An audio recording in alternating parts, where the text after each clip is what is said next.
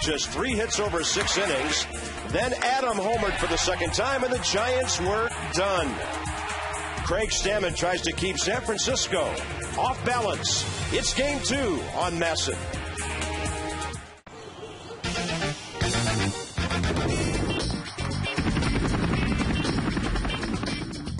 It's a great day for baseball.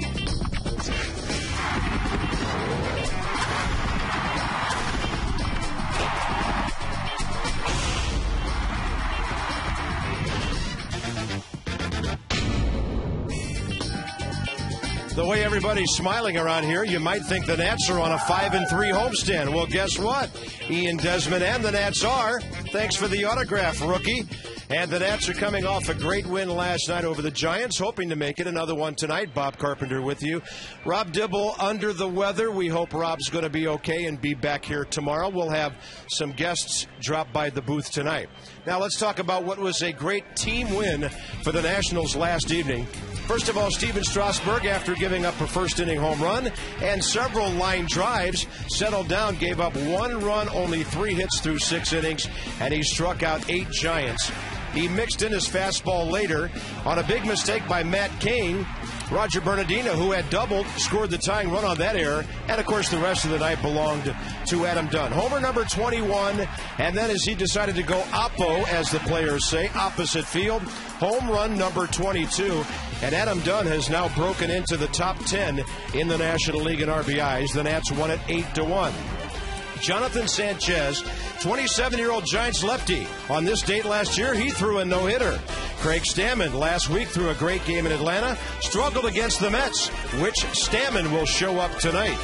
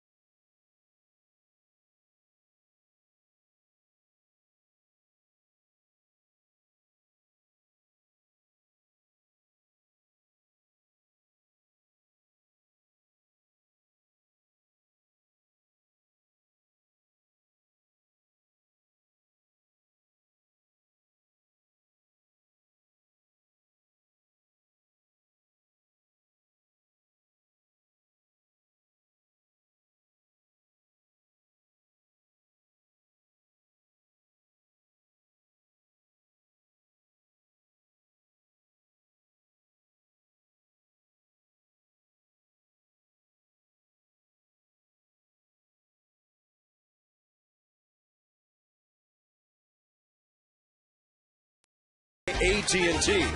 Rethink possible. And by Jaguar. Visit your local Jaguar dealer to experience the 2011 Jaguar XJ. We've had an amazing break in the weather here, haven't we? Some rain most of the night, most of the morning. Things have really cooled off here in the district. And it's a delightful evening for our fans here at Nationals Park. The Giants are tied with St. Louis, 5th in the league in hitting, 11th in runs, 8th in home runs. And Aubrey Huff is by far their best offensive player right now.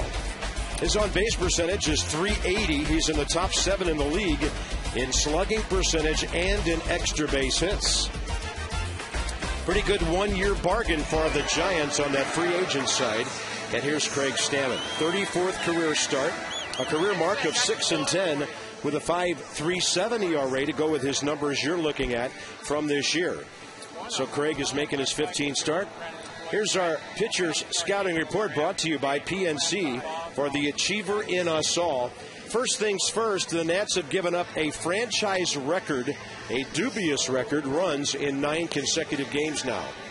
Craig wants to get ahead. When he does, he is effective. He is a control pitcher for the most start when he can get ahead. And how about some stamina as he tries to pitch deeper into the ball game? He only went 3 1/3 innings his last time out. Interesting Nats defense. Justin Maxwell is back from AAA. He is in center with Willingham and Morse alongside. Desmond Guzman, the middle infielders. Zimmerman Dunn, the corners. And Pudge Rodriguez, after a night off, back in there. 11-year veteran Marvin Hudson has the plate. Jim Wolf, crew chief Darryl Cousins, and DJ Rayburn, who had a quiet night behind the plate last night, on third base. 7:06 in our nation's capital. Stammen's first pitch right in there. Aaron Rowand in the lineup tonight because Andres Torres tweaked a groin muscle after hitting a home run off Steven Strasburg last evening. That's a great breaking ball. And the count's 0-2 to Rowand. Craig makes his 3rd career start against the Giants. No record and a 4.38 ERA. And Rowand reaches out and hooks one into left field. A pitch too hittable on 0-2, and Aaron Rowand, who's only hitting .234, gets the Giants off to a good start.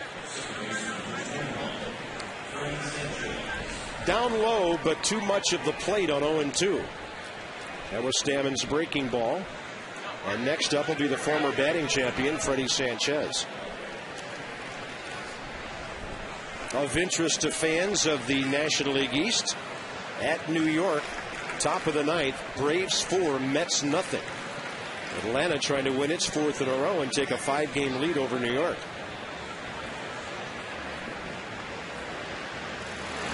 Sanchez with a double play ball to Stammen.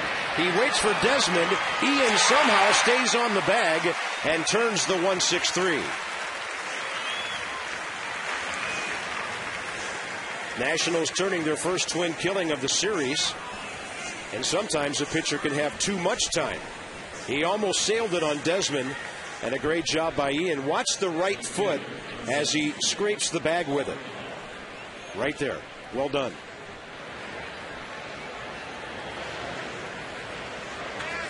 Nationals turn their 73rd of the year.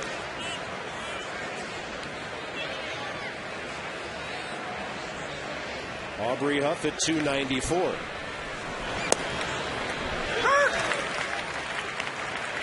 Just out of the top 10 in that on-base percentage of .380 I mentioned.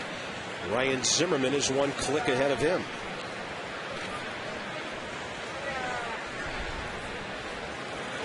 By far the Giants' leading power source at 17 home runs and 54 RBIs.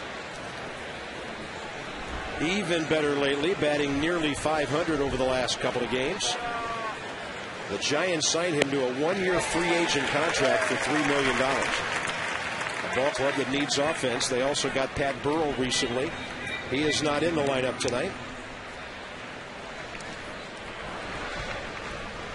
That's a pretty good cutter, slider, up and in. Caught the strike zone. It's 1-2. Had him reaching. Guzman has it.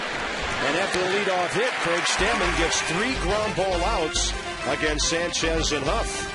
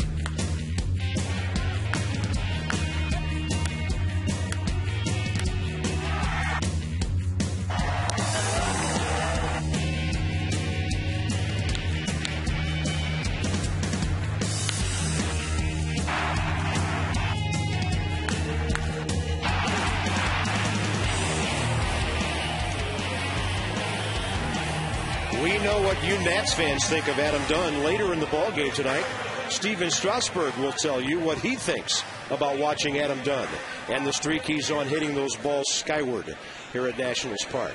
Justin Maxwell has been recalled from AAA. He was hitting .296 at Syracuse, and here he is leading off against Jonathan Sanchez, who misses upstairs. Sanchez, a bit of a roller coaster lately for the Giants. We'll give you the scouting report on him in a moment. Maxwell, 6 homers, 18 RBIs for the Chiefs, and since June 1st, he's hit .309. Can he do it at the big league level? He's only 4 for 33 this year. 2-0 pitch.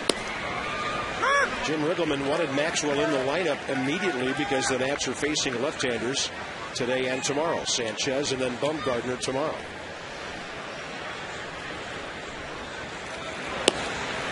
On the corner, 2-2. When Justin was here earlier, he showed lots of patience. 13 walks, 13 strikeouts, and 33 official at-bats. He's just had a hard time gathering hits. Good idea on the breaking ball, 3-2.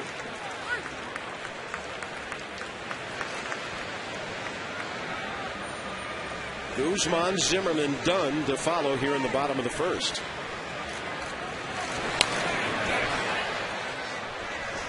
Nationals come into the game 8th in the National League in hitting at .259. Still in the bottom 4 in runs, top 9 in home runs now, thanks to Adam Dunn and company. While the Giants sport the league's 3rd best ERA, 3.50. Maxwell takes it. Good at bat. He's aboard. So let's have a look at the lineup now that you know some of the team numbers. Guzman coming up, hitting .298. Zimmerman, .292. Dunn, .285. And Willingham, .278. Then there's Rodriguez at .295. Morse at .313. And Ian Desmond at .258. So welcome back to the major leagues for J-Max, who had that good on-base percentage at Syracuse, and he's aboard for the Nats. He is a running threat. And here's Christian Guzman from the right side this year, hitting .254. Off-speed pitch. Good pitch on which to steal, and Maxwell's into second base.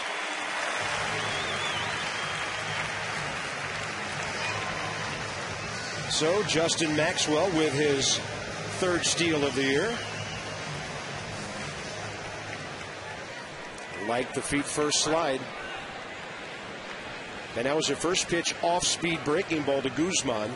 Perfect pitch on which to run.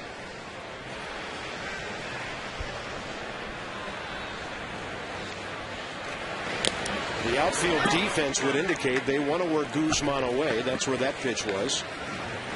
Here's our PNC Bank scouting report on Jonathan Sanchez, 27 years of age.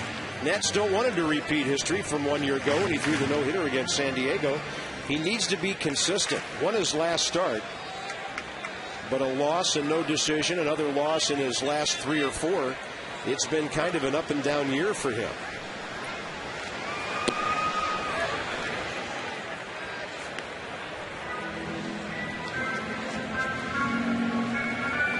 He didn't have his 7th win last season until September 23rd.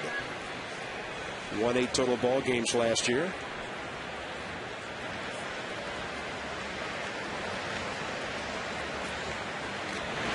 Off speed, and Guzman stays with it to foul it away 2-2. At Milwaukee, only a run on 5 hits. Look at the walks. So he threw a lot of pitches. He was a victim of the pitch count in that one and had to come out after 6. The Giants swept that 4-game series at Miller Park. 2-2 to Guzman. And Sanchez will go to a long count. He's had a hard time throwing strikes. He's a 3-pitch pitcher who throws a fastball 92-93. He has a slurve and a split finger pitch. He's described as a low 3/4 delivery who has kind of a lazy arm look to him. Sometimes his arm will just kind of dragged behind him. And he's having a hard time with location right now. There's another walk. 2 on, nobody out, and Ryan Zimmerman coming up. Giants are solid defensively. They probably wish Sanchez would let somebody hit a ball at them. Nate Shearholtz with 7 outfield assists in right field. Rowland in center, Aubrey Huff. Juan Uribe slumping at the bat, but a good defender up there at shortstop with Sanchez. Pablo Sandoval, Travis Ishikawa, and the outstanding young catcher Buster Posey on the field for the Giants. San Francisco 4 games over 500, 5 back of San Diego in the West. And on the road, they're 20 and 24.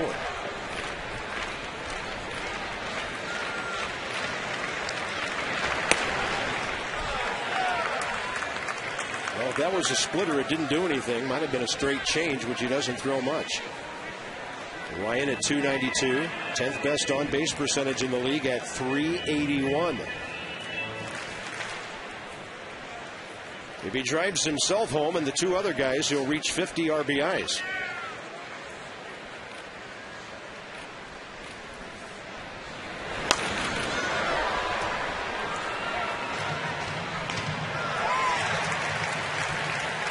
And even though it's a left-hander on the mound, Ryan should see some good pitches to hit, considering how the guy behind him is going right now. Adam Dunn has been amazing.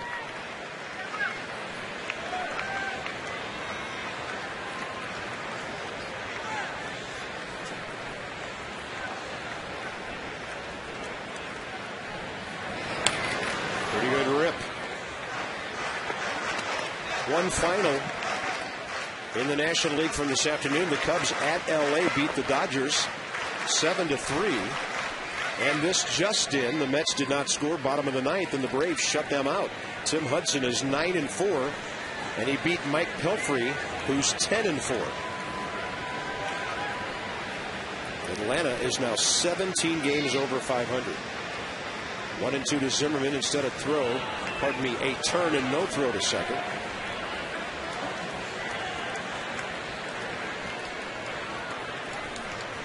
And all those pitches, and not a batter retired yet. 2 walks, a stolen base in between. And it's 1-2 to Zimmerman.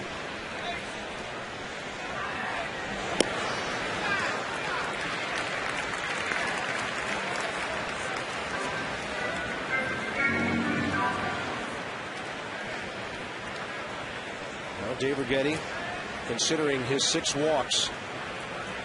Sanchez, last time out, has to be concerned about what he's watching right now.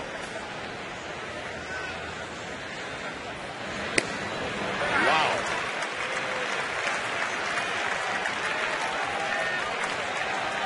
He's made 17 starts and not been victimized much in the first inning.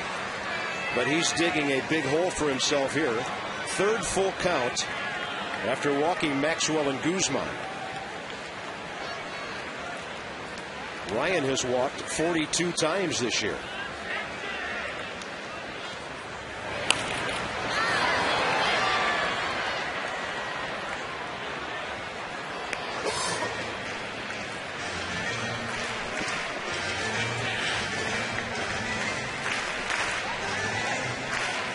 And Ryan on that full count pitch, close enough to be hacking.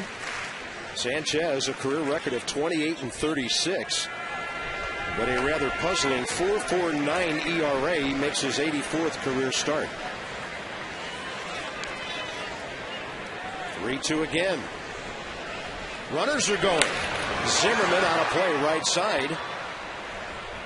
And Jim Riggleman rolling the dice here. Taking a chance on a line drive double or triple play on the infield against a pitcher struggling with control. But he has good speed at both bases.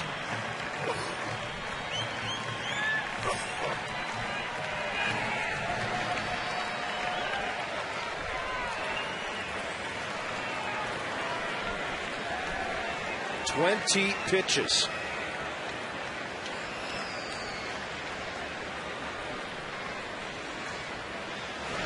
And Zimmerman rocks one into the left field corner. Maxwell scores. Guzman around third. He'll be held. And Adam Dunn will bat with 2 men on after Zimmerman's 48th RBI.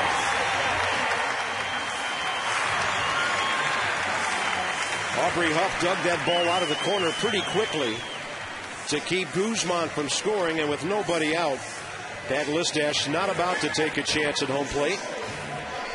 Inner half, just below belt high. Ryan turned on it and hit it extremely hard. And for Zimmerman, his extra base hits are piling up. That'll be his 34th extra base hit on his 18th double.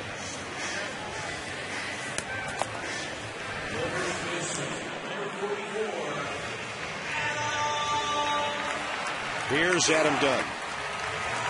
Steven Strasburg, we talked to him earlier today on watching from the dugout what Adam Dunn is doing. It's amazing. I mean, for the month that I've been here, how far he's been hitting these balls, and you know, I've never seen a guy hit home runs like he does. And you know, right now he's hitting a lot in the last few games, and you know, it's been pretty awesome. By the way, that's the first question Steven Strasburg's been asked, not regarding his fastball, in 2 months. We thought we'd have a little fun with that, with his observations along with his pitching buddies from the dugout about what Adam Dunn is doing. First in the league in extra base hits, slugging, and total bases, after he dropped 10 bags on the Giants last night with the 2 homers and the double.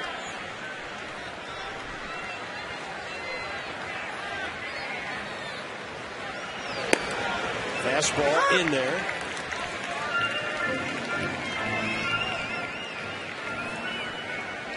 But if you look at Jonathan Sanchez right now, you don't see a whole lot of mound presence. Breaking ball way outside. When he's missing big. And if he's careful here and pitches around Adam Dunn, there's the hammer waiting.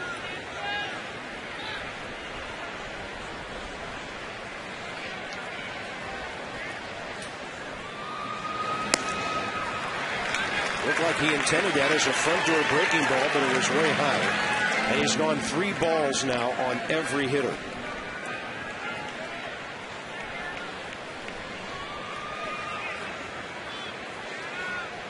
Roughly 2 out of every 3 times for Adam getting a runner home.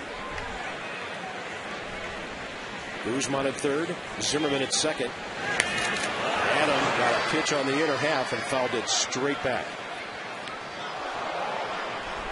Now we have 4 3-2 counts to start the game.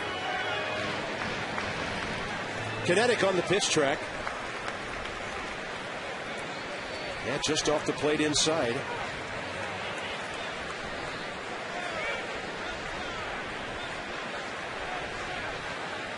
The shift is on. Sandoval's the only man on the left side of the infield. Adam Dunn's going to be called out as Marvin Hudson gives a borderline call to a struggling pitcher.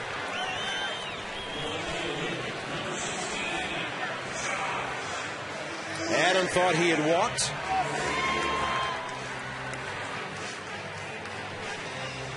One out now, runners at second and third. Let's check it on the pitch track. Well, the pitch track indicates close enough to be swinging on 3-2. Evidently the ball caught the corner, and here's Willingham.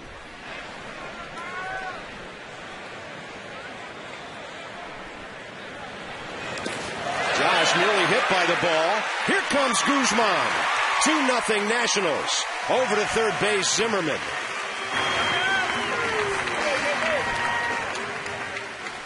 So in the inning, 2 walks, a wild pitch, Zimmerman double, and the Nats get another run with a chance for a third one. He just buried that breaking ball, and it hit near Willingham's back foot and went spinning all the way to the backstop.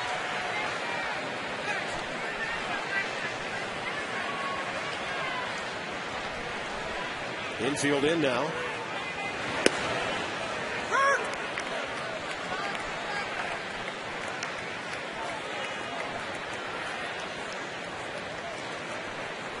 Josh sitting on 46 RBIs. He's at 328 over the last 3 weeks.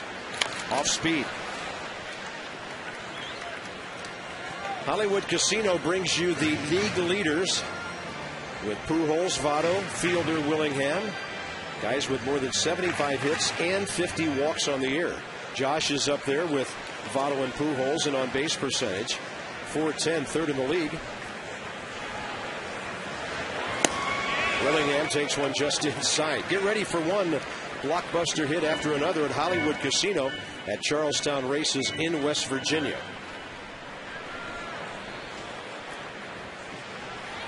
The one pitch Sanchez is starting to spot pretty well is that fastball. And now he gets Willingham looking on the breaking ball.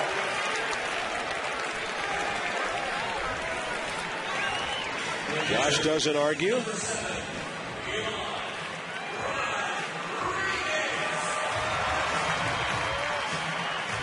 And again on a 2-strike count, close enough. So two of the Nationals' best power hitters taking called third strikes. And if the Nats are to make it a 3-run inning, it'll be up to Pudge Rodriguez with 2 outs. He's driven in 26. Infield back now.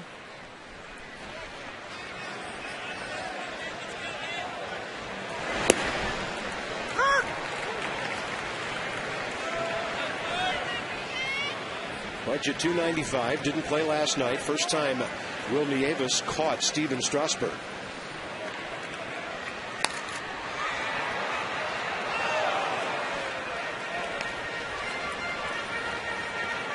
Other than the wild pitch, after that visit from Dave Righetti, Sanchez much better. There's Will Nieves, who did a fine job of catching Strasburg last night. Then he handled Burnett, Storen, and Peralta.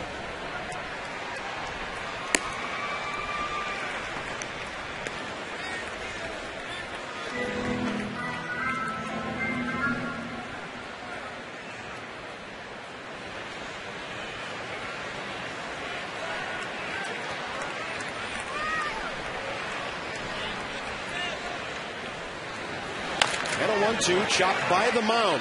Hurrying is Uribe, sure-handed shortstop, and he makes the play. Sanchez keeps it from being more than 2 runs. Ryan Zimmerman had the inning's big hit, a double into the left field corner. So on 1 hit, 2 walks and a wild.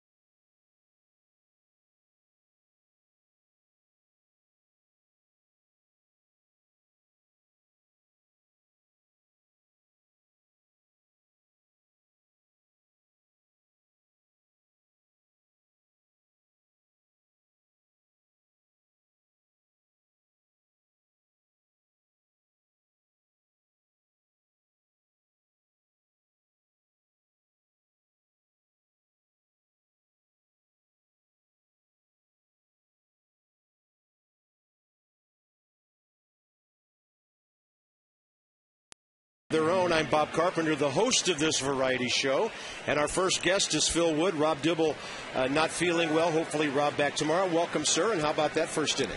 Interesting. Sanchez never looked comfortable out there the entire bottom of the inning. Didn't like his footing there, and obviously some tight calls at the plate, but nonetheless a crooked number. First pitch, top of the second. Buster Posey with a base hit. And this rookie continues to impress. That hit gives him a 7-game hitting streak after he went 1 for 4 here last night. You know, a few minutes ago, Phil, I made the same observation. The mound presence of Sanchez just wasn't there. And then after Righetti's visit and the Zimmerman double, something started clicking in for him. Well, it also looked like his release point was a little off early on. But the other question, Bob, are we going to start calling Christian Guzman the walking man now? This is ridiculous.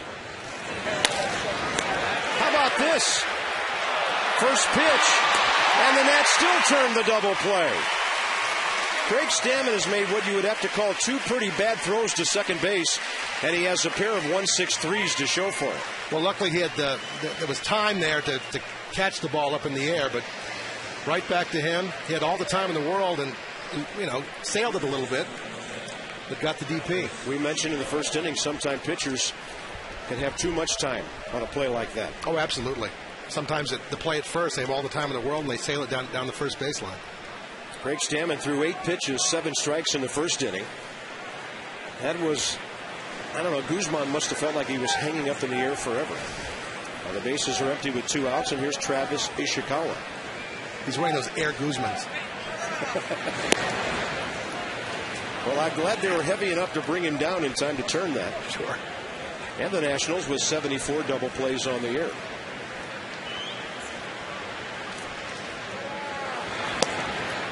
Looking at the sheet, the Giants hit into a staggering number of double plays. Seems like the Nats hit into a lot, 82. That is 106 the Giants have hit into this year. Well, we've got some guys in the ball club who can swing the bat but are not very fleet of foot. And a lot of contact guys, so they don't strike out that much. Ishikawa hitting .345 in part-time duty. We've always been impressed by this guy at first base and with the bat on the infrequent occasions in which we've seen him. Seems like the Giants, with guys like J.T. Snow and this young man, always have smooth fielding guys at first base. Well, you look at guys like Snow and you look at guys like Ishikawa, and you can maybe appreciate the position a little bit more. Not everybody can play first base, but they put just about anybody at first base. Well put. Well, Adam Dunn's had a good year over there. There's a 3-2 pitch, and a foul tip keeps Ishikawa alive. Adam dropped a pop fly the other night in foul ground, but he's only made 4 errors this year. And he'll dig some balls out on occasion. He's not a Derek Lee or an Adrian Gonzalez over there, but he's adequate and at sometimes better than average. Here's a 3-2. Slapped in the left, and a good at bat by Travis Ishikawa. The Giants have 3 base hits. Bring your family out to the ballpark tomorrow. Giants and the Nats wrap up the mythical first half of the season, the Sunday Family Fun Pack. The ticket includes a seat, hot dog, chips, and a soda, starting at just $14. Stop by nationals.com/kids to purchase your Family Fun Pack tickets. Well, Stammen giving up some harmless singles so far. And here's a guy who can hit him a long way if he gets a hold of him, and that's Pablo Sandoval, who's having an off season, at least in the power department. First pitch breaking ball, low and inside. I was talking with Bruce Bochy before the game about Pablo, and he said he knows that hitter's still in there somewhere. It's just a matter of digging it out. And against the right-hander, Pat Burrell not in the lineup tonight. They got Shearholtz in there for right field, moved Aubrey Huff to left. But that's kind of the MO for the National League West, isn't it? I mean, at times Arizona has a bunch of boppers on that team, but they strike out a lot. Bruce Bochy's team, Joe Torre's team, and, of course, Buddy Black's team. Good pitching, good defense, not always lots of hitting. Right. Well, the Diamondbacks strike out like they enjoy it. And, of course, Colorado is sort of the in-between team. They have a better offense than most of the clubs out there, but don't always pitch that well, except on days when Ubaldo Jimenez is the starter. Very entertaining team, though, Bob. I like the Rockies a lot. A lot of people still think they're the best team in the West. Stammen suddenly getting into a danger inning here. 3-0 pitch misses. 2 on, 2 out.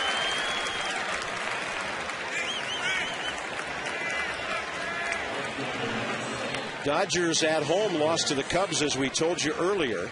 So they're now 2.5 back of the Padres. San Diego is at Colorado tonight. LeBlanc and Hamill throwing in that game. So that's a huge series as far as the top of that division goes. 4 teams within 5 games of each other. National League East was like that for the first 4 or 6 weeks. Nate Scherholtz 0 for his last 6. Our job to talk to Stammen, who's now having a hard time. The pitcher's on deck. Little local flavor here. You know, we know Jim Riggleman went to Richard Montgomery High School, but Bruce Bochy went to Holmes Intermediate School in Fairfax County back in the 60s. I actually went to high school with Bruce's brother Joe, who was a minor league catcher for a few years. He says his sister pitched a fit when they had to move to Florida.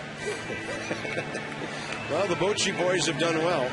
This is Bruce's 4th year at the helm of the Giants already. That's hard to believe. 12 years in San Diego, a 2-time National League Manager of the Year. He won 4 Western Division titles. Went to the World Series in '98. And, of course, worked for Jim Riggleman. Still very, very close. And I know Jim said he's known the Bochy family, both Bruce and his brother Joe, for many, many years.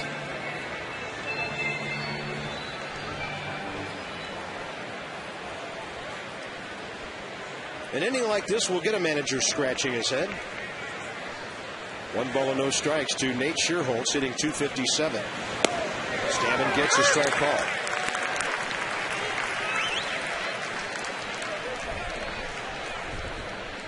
This started after the double play ball. Ishikawa 3-2 count, base hit to left. Sandoval walked on 4 pitches. Adam Dunn plays behind him.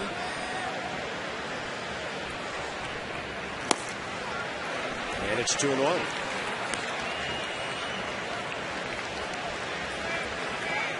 There's the pitcher Sanchez, who's 5 for 25 this year.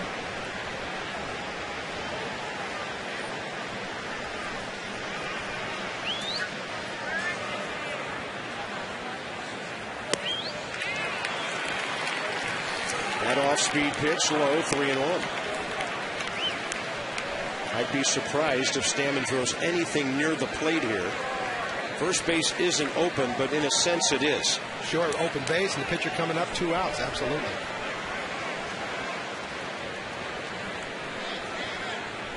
Now he's gone full counts to 3 consecutive, at least 3 ball counts to 3 consecutive hitters. And this one is jerked into the right field corner. And with the pitcher on deck, that's a big-time mistake. Giants score a run. The other runners hold at second and third, and you just can't let that happen with a National League pitcher in the on-deck circle. Absolutely not. And I mean, Scherholtz bats 8, but anybody with a stick in their hands up there is a danger to hit. And up and over the plate, that belt high, outside corner. Nate Scherholtz with his 12th RBI breaks an 0 for 6 with that hit.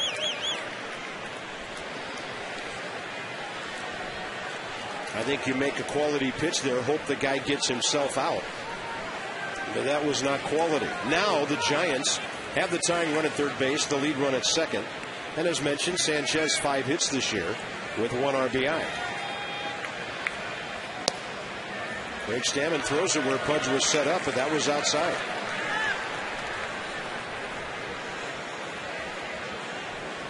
Sandoval at third and Scherholtz at second.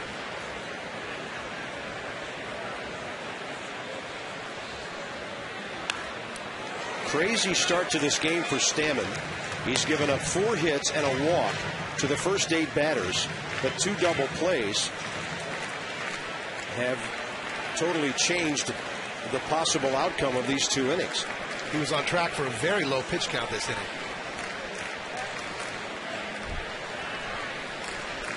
8 pitches first inning. He's thrown 20 now here in the second. Swinging a foul tip and the count 1-2.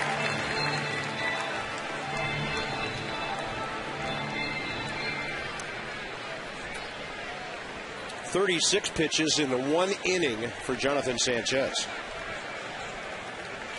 Right now, he's the hitter the Nats have to get out here.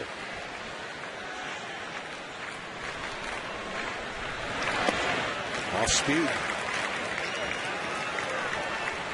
Not good. Stammen went 3 1/3 his last time out. And here he is, given a 2-run lead, and he has a bullpen guy working in the 2nd inning. Batista up and throwing in the bullpen, and that can't give him much confidence on the mound right now. Well, I think in many ways you earn your confidence. Don't get yourself into this situation. That guy won't be throwing out there. And if he walks the pitcher, you're looking at Aaron Rowand, who singled his first time. 3-2 pitch. Base hit. Charging is Maxwell. He's got a great arm. The throw is not in time. And the Giants score 2.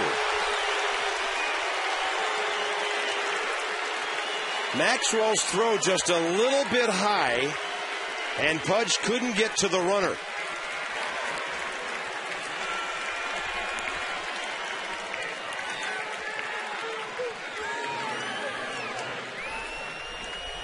Pudge thought he got him.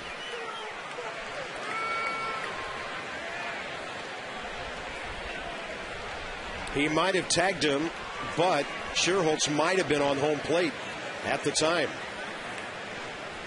I think that's exactly what it was, Bob. Man, what a bad inning this turned into. Now here's Aaron Rowand taking a fastball. 2 outs, bases empty. The bottom of the order coming up. Base hit, walk, double, single, 3 runs. Didn't want to walk the pitcher and laid it in there on 3 and 2.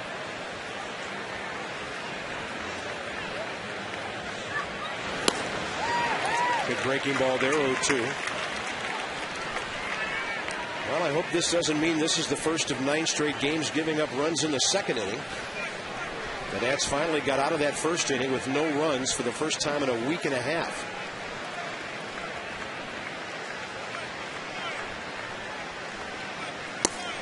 Rowan's gone. He can't believe it. Rough 2nd inning for Craig Stammen, and the Nationals are down by 1.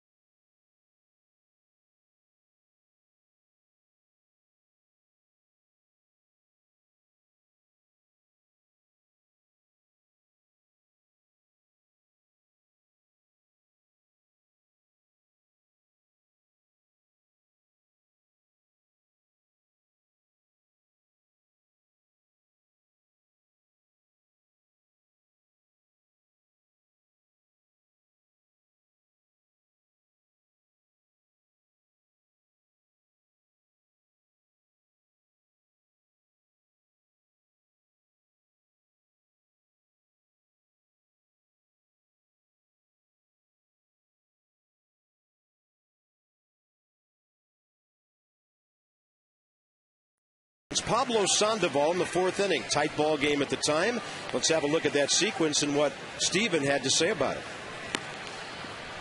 You know, I'm going to challenge guys with my fastball. You know, they got to prove to me that they can square it up and hit it. And you know, obviously Pablo's a great hitter, but you know, that time he just didn't get around on it. And that was strikeout number 6. He would go on to fan 2 more in 6 innings. And, of course, 2 of the first 3 starts, the double-digit strikeouts. But I think as time goes on, Phil, it'll be interesting to watch Strasburg. And there will be nights when his stuff will be unhittable and he will have a lot of strikeouts. But can he get some outs on a pitch or two or maybe 3 pitches to some hitters and save that pitch count? Well, he'll tell you that's exactly what he wants to do. But you look at that percentage, 61 strikeouts on 169 hitters. It's hard not to call him a strikeout pitcher. Yeah. Not his fault guys can't hit it. Michael Morse leads off for the Nats, bottom of the second.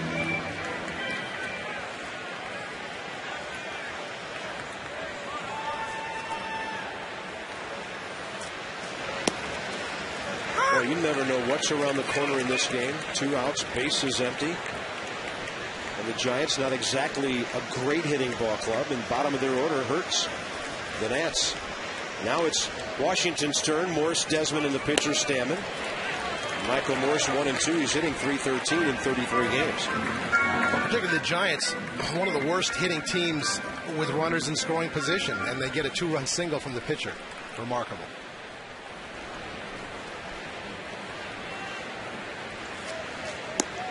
Off speed outside, 1-2.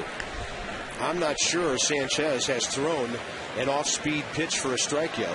He's thrown his hard breaking ball for a strike or two.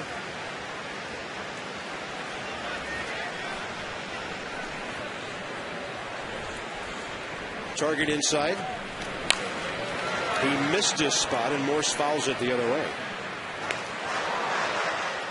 Well, Phil, as we get near the mythical halfway point here, your assessment of any surprises or disappointments on the part of Washington?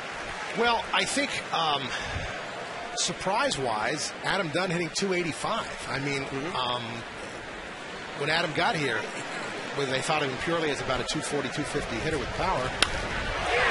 Michael Morse with a high drive to right center. It is gone. We would call that an Adam Dunn-like opposite field shot. And Michael Morse with his 4th of the year ties the game. Michael's a big, strong kid, and they hit the ball the other way. Talking about, I mean, that's a good piece of hitting, really. Hits the ball that hard. Looks like it's off the end of the bat, but it's really not. He's got great power to right center field. That'll be his 4th homer of the year in 34 games, 65 at bats. It's about .390 to the outfield end of that scoreboard, and then you have to elevate the ball 15 feet to get it into the seats. Nationals have hit their 79th homer of the year. And here's Ian Desmond, who's homered a couple of times this week. Yeah, Adam Dunn, his career batting average, .249 coming into the season.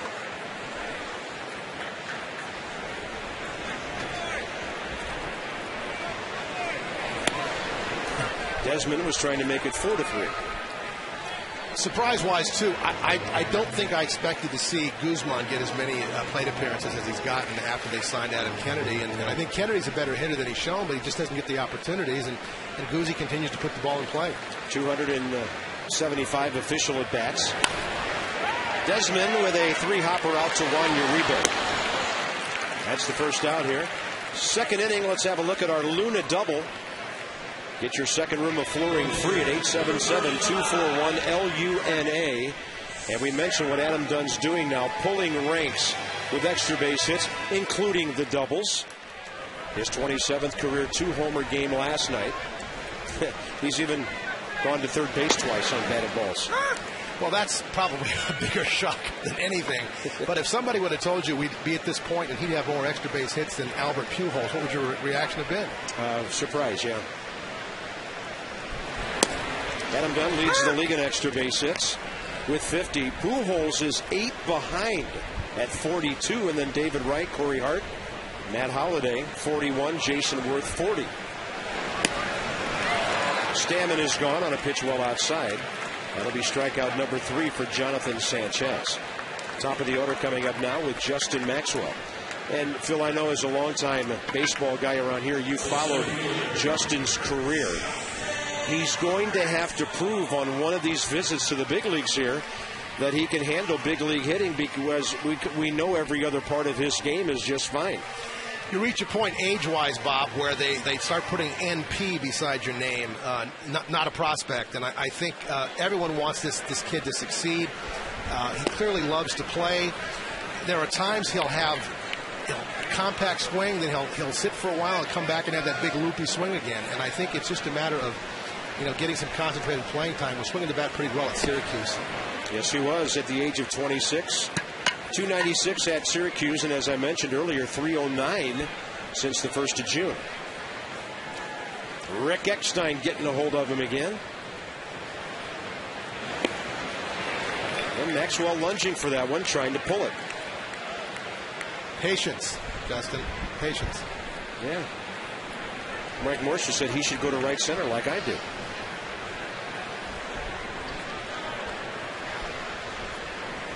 Target way out there now. Hill starts leaning and reaching out there. They'll keep taking him further and further out. And Max able to foul that ball off. Defensively, he's about as good as it gets, but you got to put some numbers up offensively. Kind of a gap to gap guy in the minor leagues. Yeah, 6'5", 235. Ooh, that was close. That was the same pitch to Willingham that struck him out just a little lower. He had the edge of the plate with it.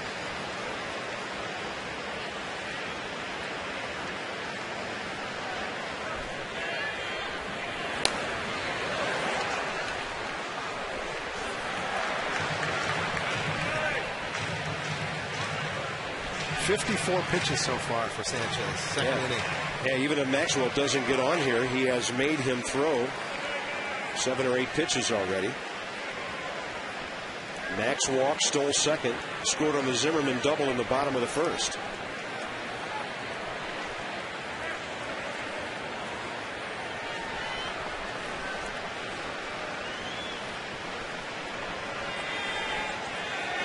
Off speed, stays upstairs.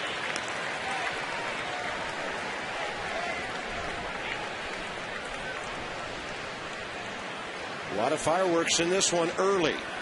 Reds are at Philadelphia tonight. Roy Halladay pitching. No score in the 4th. And Maxwell strikes out. That'll put this game into the 3rd.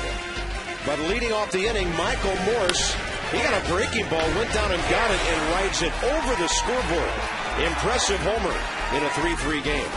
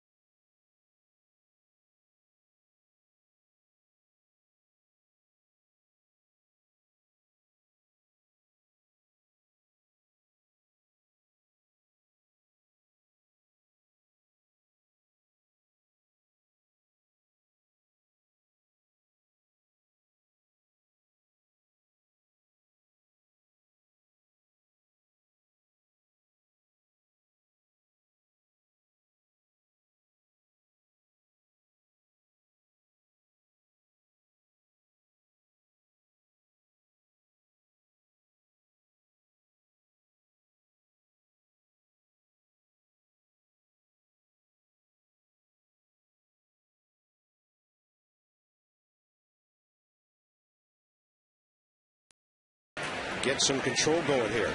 35 pitches in the first 2 innings. And very hittable. A walk and 5 hits by the Giants. Freddie Sanchez swinging at the first pitch, hit into a 1-6-3 double play first time up. This guy's a good hitter. Well, I know you're big into history, not just around here, but the history of the ball game. When he won that batting championship in Pittsburgh, it brought back some great names. He was the 11th Pirate to do it. And I found it interesting that 11 guys in Pittsburgh had won 25 batting championships, mostly because of Honus Wagner. Exactly. His 8. Yeah, Wagner, he skews the average a little bit, but boy, he can really hit. Bow-legged shortstop, turn of the century, just a great, great player. Probably the greatest shortstop of all time. Well, Freddie Sanchez on a couple of All-Star team. Stammen will get him, and then Rodriguez finishes that off. Well, Phil, a 1.63 and a 1.43, keeping Stammen alive here because he's given up a lot of hits. He feels his position, did not throw well that time or the second time either, but they got the play, they got the out at second base. Wow, that was a great leap there by Christian Guzman. He's jumping center on the Nats team this evidently.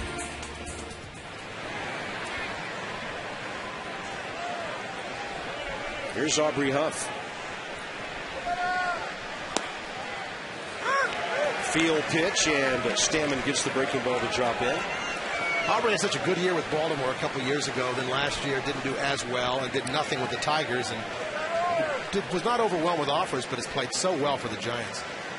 1 year, $3 million free agent deal. Close, but a ball. Yeah, that season you're talking about, 304 in 08 for the O's. 32 homers, 108 RBIs. He had 48 doubles that year. Well, he was a big part of the offense that year, and unfortunately they struggled that year like they're struggling this year. Here's a number that tells you how well Adam Dunn's going. Aubrey Huff led the American League with a total of 82 extra base hits that year, and Adam Dunn already has 50. Remarkable. I mean, that's the American League with the DH. Sure. Well, and Aubrey was a DH, but he ended up playing a lot of first base in Baltimore, and he's versatile. He's played some third base, plays the outfield. All right, here's Posey. This kid's a good-looking young hitter. And baseball needed a guy named Buster, Bob. All right, you would know who the last Buster was, right? Or at least a couple of them? Well, the last Buster was probably a guy who pitched here, Buster Narum, who pitched for the Senators back in the 60s, who they got from Baltimore in a trade for Lou Piniella. Wow.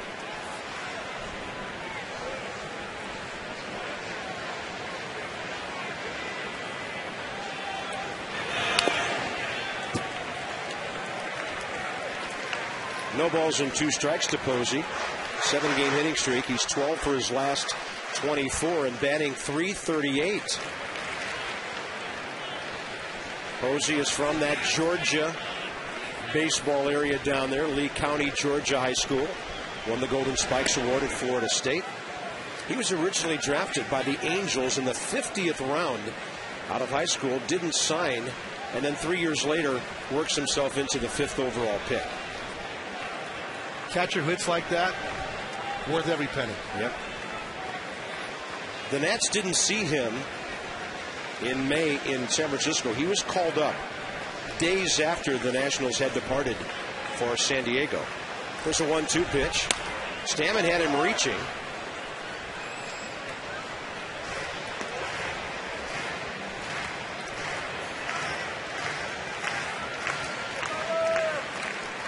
Struggling with the bat, Juan Uribe is next. He's the one who hit into that 1-4-3 double play.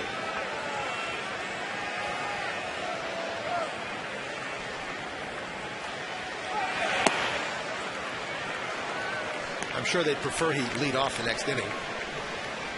Uribe? Yes. The Nats would. He's 0 for his last 20. Exactly right.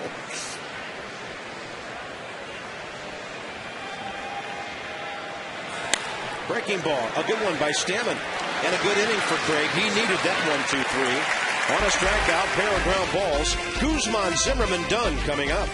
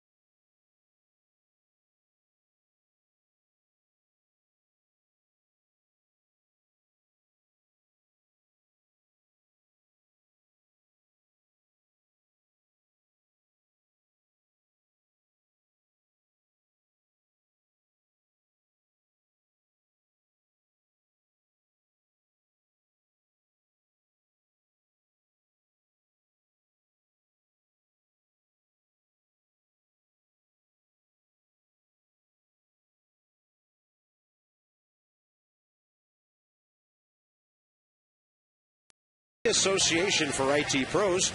And here's Debbie Taylor with our AFCIA sideline report. Debbie. Well, Ryan Zimmerman and Adam Dunn have been red hot at the plate, explosive with a lot of power this week. And Ryan told me they do feed off each other and even challenge each other. I think a lot. I mean, we obviously joke around a lot and push each other, but when he gets hot, I want to get hot, and when I'm hot, he wants to be hot. So it's kind of a little challenge between us, but obviously he's hitting the ball well now, and the last week or so I have been, and it's fun for us when we both get hot, and then throw a hammer in there too, and it's pretty good middle of the order. And when that middle of the order gets on a roll, it's great for the entire lineup, Bob. The only negative the entire year, Debbie, not enough guys on base for all those solo home runs. That's the job of Guzman and his guys. Morgan, Maxwell in the leadoff spot tonight. And they were both aboard for Ryan, who doubled in Maxwell in the first. And then Guzman scored on a wild pitch.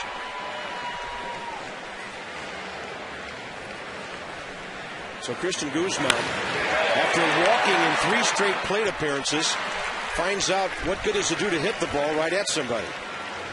That's how the top of the third gets underway here at Nationals Park. Beautiful evening, 81 degrees at game time. The rain badly needed around here really cooled things off. Bob Carpenter, Phil Wood with us right now. Debbie Taylor, Rob Dibble not feeling well. Rob was actually at the ballpark today for our picnic in the park with National season ticket holders, and was sent home not feeling well. We hope Rob will be okay for the day game tomorrow. We have more guests lined up for the evening. And Phil, it's been great to have you here. Thanks for coming by. Oh, my pleasure. Love it. Now we'll see if Phil can get the Nats another run or two here. Zimmerman done. 1 out here, bottom 3. And you and I had a chance to share the microphone today. It's always fun to get to the ballpark early in the day when there's no ball game, and we can just hang out with the fans, get questions from them, and see what they're thinking. I don't know about you, but I really enjoy that. Oh, I enjoy it a lot. Of course, that's kind of what I do on the post-game show on the radio. But it's so great that so many more fans want to keep score now. We did talk about that today, didn't we? Well, it's almost a lost art. A lot of people, I guess in the 70s, 80s, whatever, grew up and never kept score at a game. They might have bought a program, but they weren't keeping score inside of it, and now they're getting back to that. 1 ball and 2 strikes to Zimmerman. Waits for the off-speed pitch. Backhand by Pablo Sandoval, and he throws him out. 2 down. Zimmerman hustling down that line, as the Nats always do. And here comes Adam Dunn. Let's check out this combo that Debbie Taylor told us about. On this homestand, each hitting on the average 3 hits every 8 at-bats. The home runs are there. The RBIs are really there. And look at Dunn's ridiculous slugging percentage. Are you kidding me? 968? Science fiction, Bob. Adam fouls it back.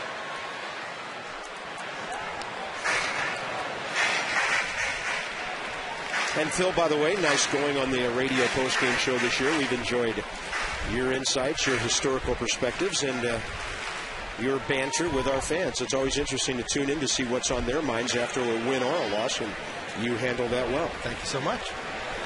Adam Dunn can't wait long enough for the off-speed pitch, and it's quickly 0-2. And Jonathan Sanchez is mixing things up now much better than he was. Last 2 years, the Nats are 14 games over 500 when the big guy goes deep. And that's pretty strong considering how far under 500 the ball club was last year. You are so right on that. I mean, if that's not the value of Adam Dunn in this lineup, just remarkable. The idea that he would be traded for a prospect at this point, I think he's just entering his peak years. Well, a lot of people feel the same way. Adam is only 31 years of age. He's not ready to go to the American League in DH, he says. 1-2 pitch. Adam waving in a breaking ball, and Sanchez looking good. Phil, thanks for the visit. Great to have you with us, buddy. My pleasure. Thank you, Bob. All right, that's Phil Wood, 3-3 game.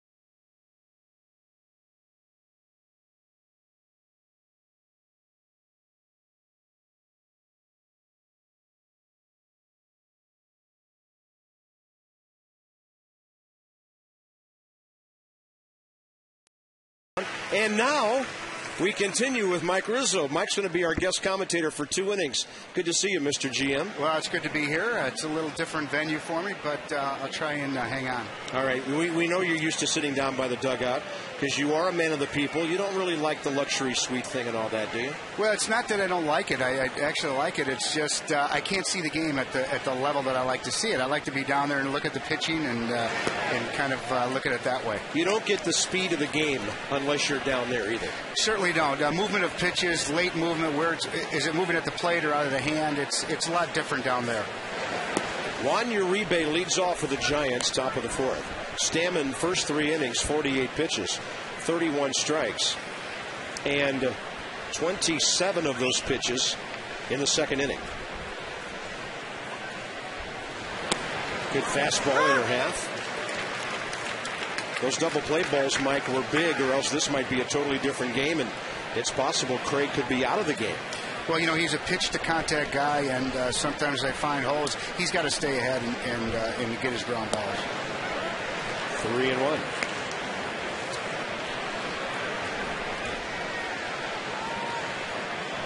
Travis Ishikawa, good left-handed hitter on deck. Stammen has 7 ground ball out so far. All 3 in the first, 2 in the second, 2 in the third, 2 strikeouts. And Mike, of course, you called up Justin Maxwell for action today. You really don't need another starting pitcher until about a week from Tuesday. Why J-Max at this time? Well, he's been swinging a hot bat. He's gone down there and worked on a lot of the things we wanted him to work on. Guzman will catch that, such as? He's taking more quality at bats down there with him. He's working counts. His on-base percentage was really good down there. 400, yeah. And of course, he does all the other aspects of the game terrifically. He's a great defender. He throws the ball well, runs extremely well, can steal you a base, and he's got pop. And we just need for him to be more consistent at the plate, make better contact, and I think the rest of the power game and the batting average will rise. Here's Travis Ishikawa, who singled to left with 2 outs in the 2nd inning, and that led to that 3-run rally. Mike, I know that there are things that happen at this time of the year as we get into July that irritate GMs and managers and team presidents, and some of that is the chatter that bloggers or reporters or somebody starts. For instance, the White Sox going after Adam Dunn. I know you've had no conversations with them, according to what Jim Riggleman told us today, and that sort of thing kind of throws a monkey wrench into your trying to keep this thing moving forward and even keel for the ball club. Well, there's a huge difference in my world of having a substantial conversation with a general manager and what we call kicking tires. I've talked to 25 general managers, sure, up to this point, before the trade deadline, and some of them are saying, "How you doing? What are you looking for?" That ball's well hit, but Maxwell right there. Some of them, what are you looking for? What are you trying to do? And some of them, once you get down to it, but Adam Dunn is a huge piece of our puzzle. He's a guy who anchors the middle of our lineup. He protects Zimmerman. He makes Willingham a better player. And as I've said all along, we certainly are not looking to move him by any means. His name is not bandied about by us very often. I've told people that Adam Dunn would be very, very painful for me to move, and thus it's going to be very, very painful for another team to acquire. Okay. Meaning it's going to cost them if they do, huh? Definitely. It's if I wouldn't be doing my job if you don't listen to everything that's going on. If there's an impactful trade that can be made, you have to look into everything. But he's a big part of the furniture here, and I hope he's around a long time. How about that inning by Craig Stammen? Another 1-2-3. He's retired 7 straight. Mike Rizzo with us. Back with more in a moment.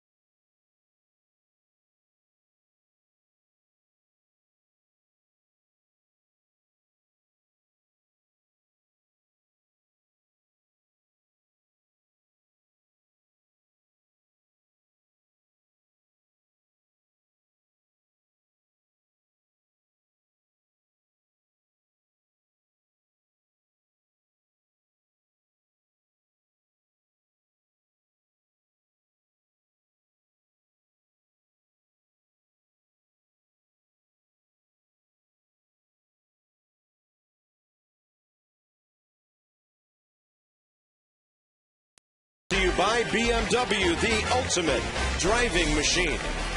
And by Hager, established 1926. Your own great moment starts at Hager.com. Bottom of the fourth inning. 3-3 ball game for the Nats. It'll be Willingham, Rodriguez, and Morris. She's waving for a rally. Let's see what the hammer can do. He was called out on strikes on a backdoor breaking ball, first time up. And Mike, I'm sure this is another player that you get feelers from other ball clubs about here and there, because we're talking about a consummate professional right here. And he's going to beat that ball out. An infield hit.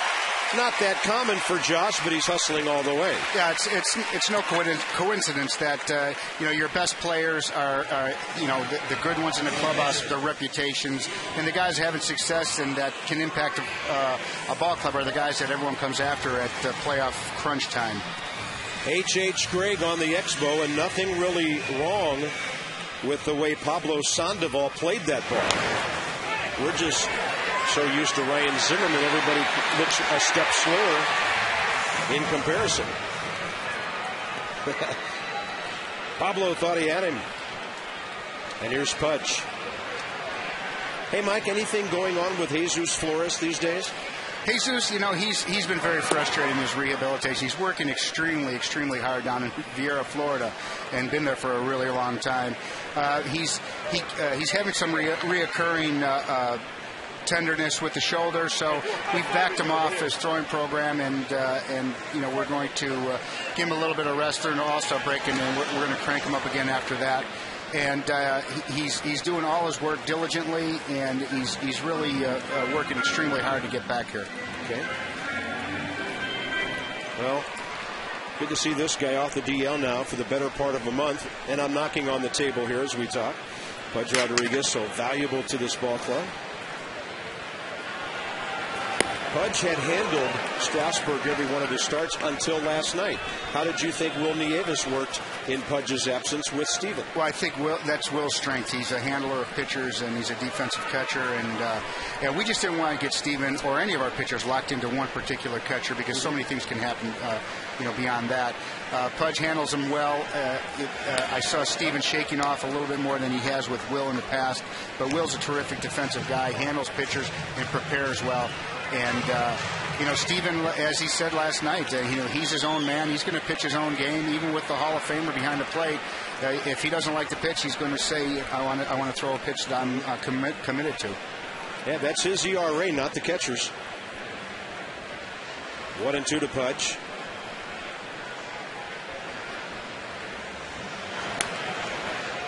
We asked Steven Strasburg about the adjustments he made last night from the first inning fastballs to the other stuff later.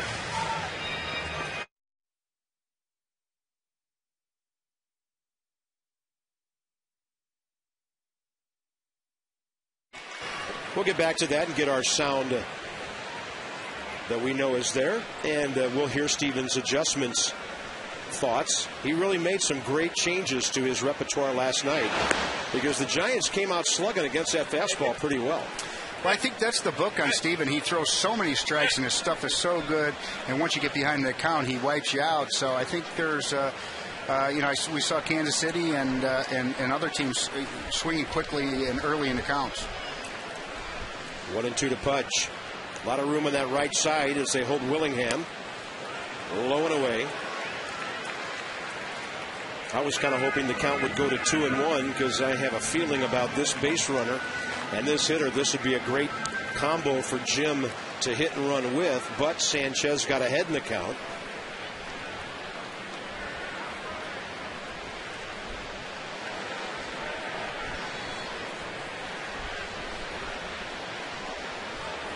I think the stat of the year is Willingham and Kennedy 16 for 16 stealing bases. Both crafty veterans that pick the right pitches and seem to always get an off-speed pitch in the dirt to steal on. And of course, Pudge's forte going the other way. He handles the bat well.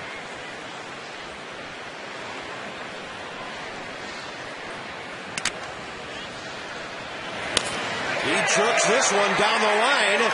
Uncatchable for Aubrey Huff. Willingham heading for third. Pat Listas sending him home. He will score. And the Nationals lead 4-3.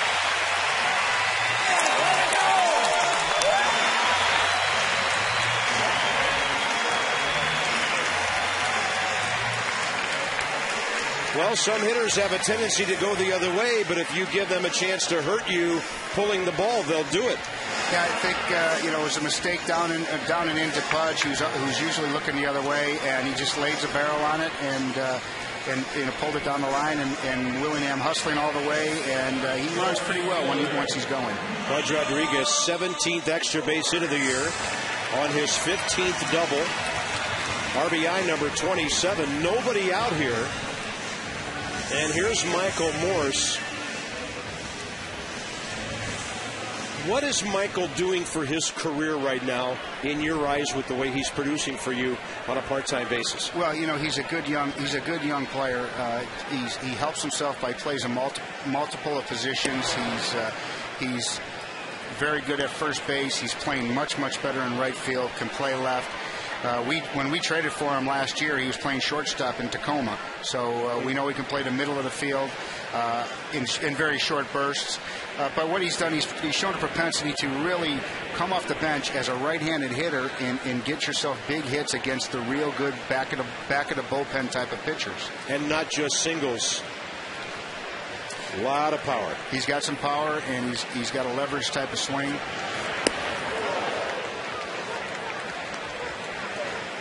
And he's at his best, like a lot of tall, long-levered guys. He's at his best when he's going to the right, between right center and left center. Michael is 4 for his last 7. That ball he hit out of here 2 innings ago, over the scoreboard at about the 390 mark, and then elevated 15 to 20 feet to get it up into the seats.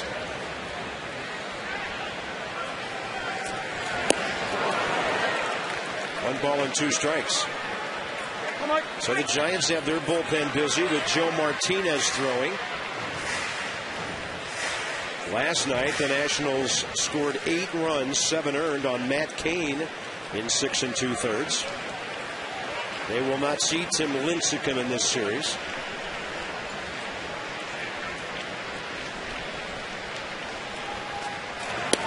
That's a good pitch. Running fastball right under Michael's hands. Strikeout number 6 for Jonathan Sanchez.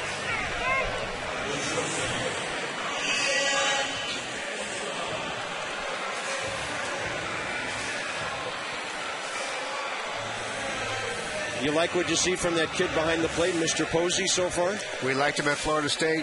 We like him more now, but unfortunately he's the Giant. But he's a good-looking kid. Offense first, and defense is coming, and he looks like he's going to be solid behind the plate and a guy who could hit in the middle of the lineup. Here's Ian Desmond pulling the ball, just fouled.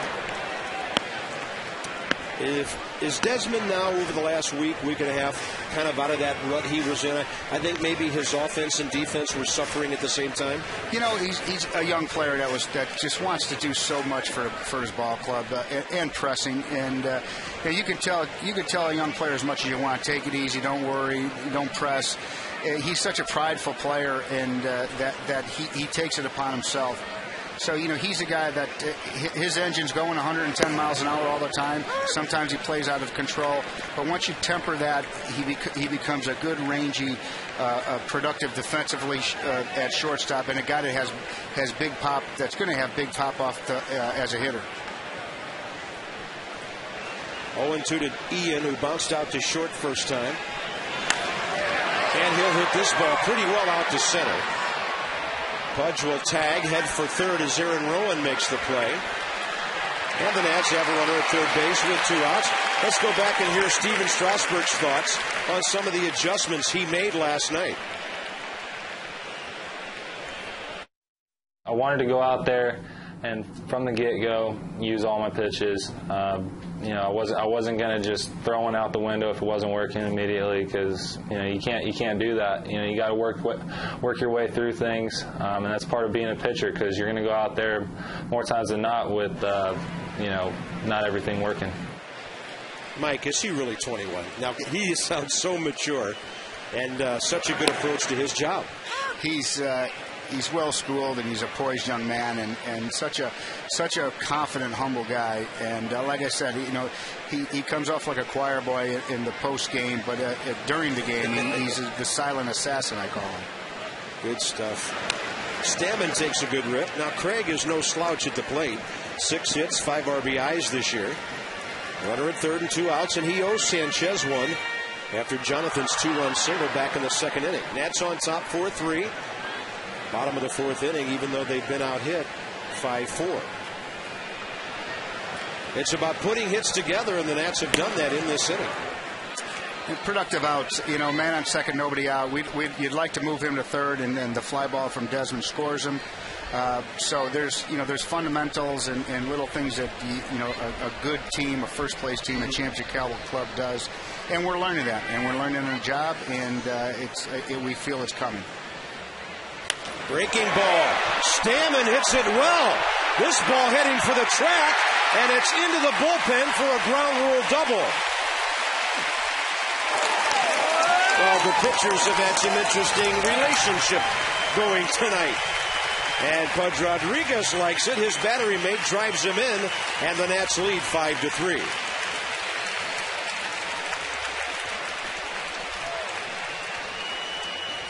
Big, strong guy, Mike. He's a good athlete, and he takes a good BP, and he takes pride in his hitting and his bunting, and he's a big, strong horse.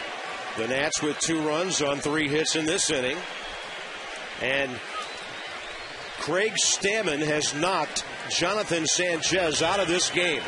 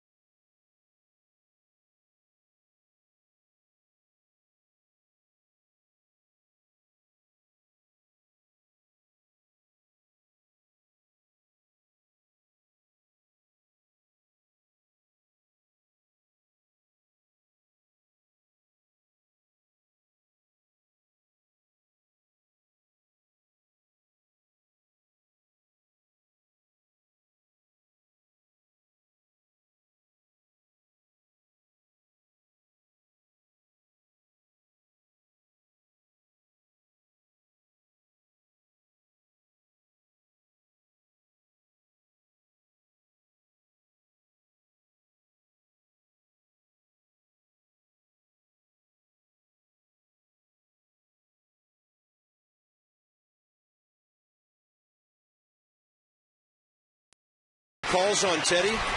No, Teddy's been under the radar. He's an under the radar guy, I guess. Is he untouchable? You'd never trade him? Yes, we would never trade him. Well, George wins it tonight. Teddy came in second, so he got the place position.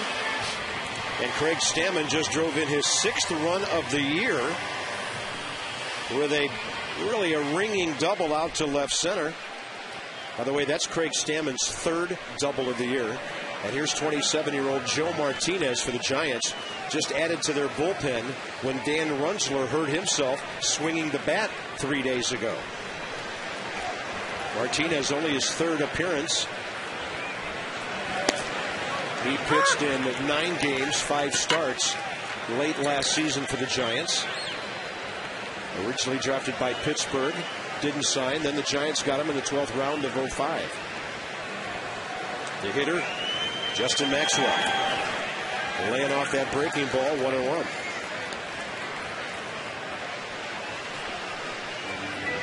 Nationals trying to close out the mythical first half of the season. And I say that because by tomorrow, the Nats will have played 89 games.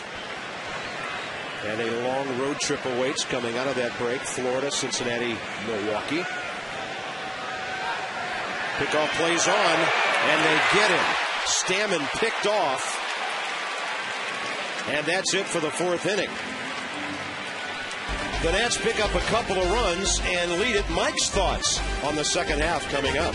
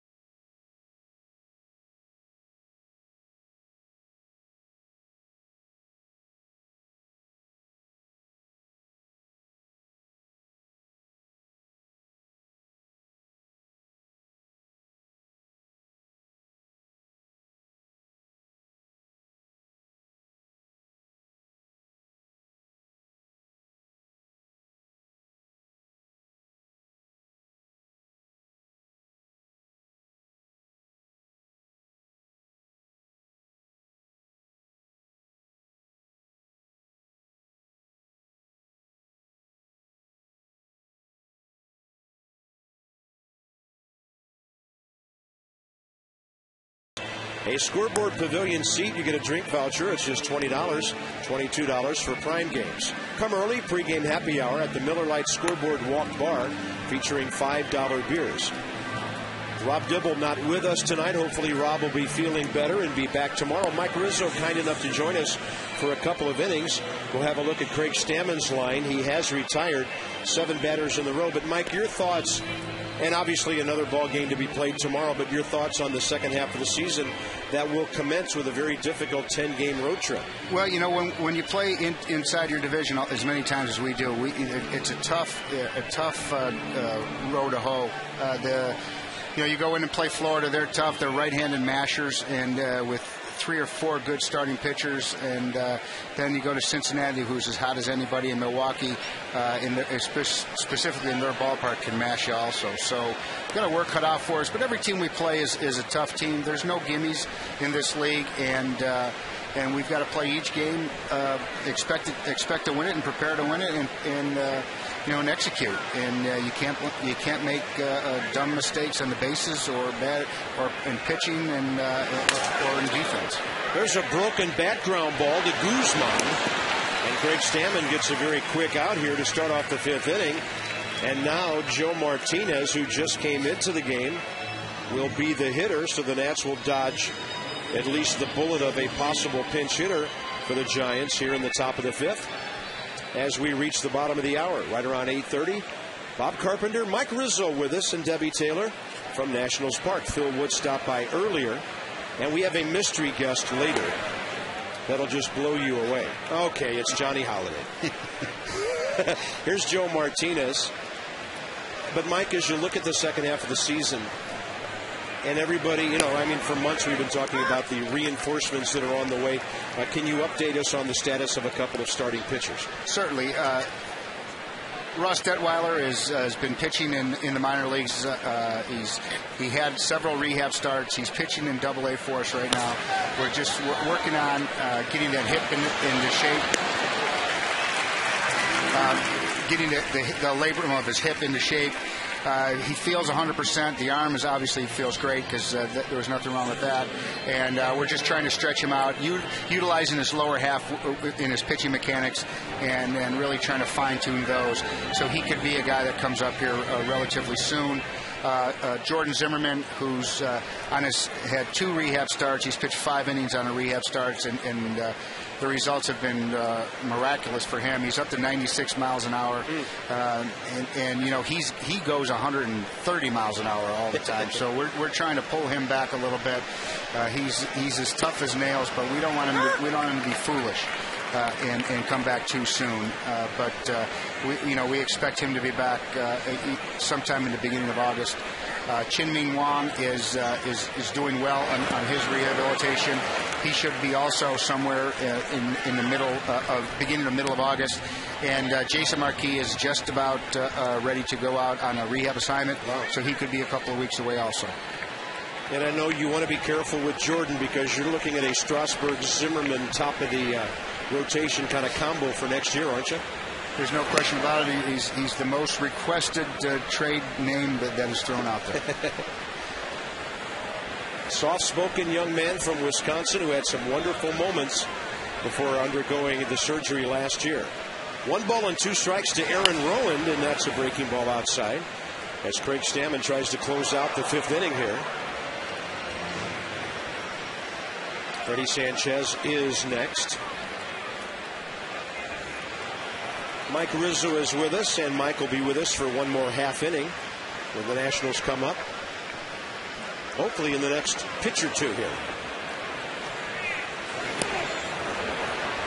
And that hit Aaron Rowand, a fastball running inside. Mike, do you have any kind of feel from talking to other GMs what the deadline's going to be like this year? Does it look active, or can you ever even tell? It's hard to tell. It always looks active 2 weeks before the deadline, 3 weeks before the deadline. But I think teams are still figuring out if they're going to be buyers or sellers. If they need that extra piece to get over the hump.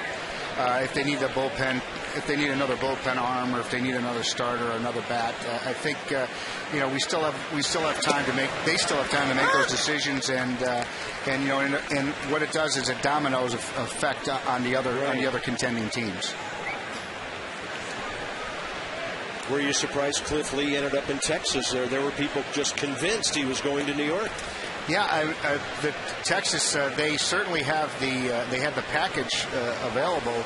Their minor league system is very good, and I think, I don't know what happened, but once I think Justin Smoke got thrown into the mix, things changed pretty quick. Good-looking young first baseman. Yes, he is. Freddie Sanchez, 0 for 2, double play ball and a strikeout. Aaron Rowand at first, doesn't run a whole lot at this stage of his career. He led off for the Giants quite a bit last couple of years. But he's only tried to steal 4 times this year. And they're down by a couple. Pretty good breaking ball there by Craig Stammen. The count 0-2 on Freddie Sanchez. Nationals lead 5-3, top of the 5th. On what's turned into a spring-like Saturday evening here in Washington.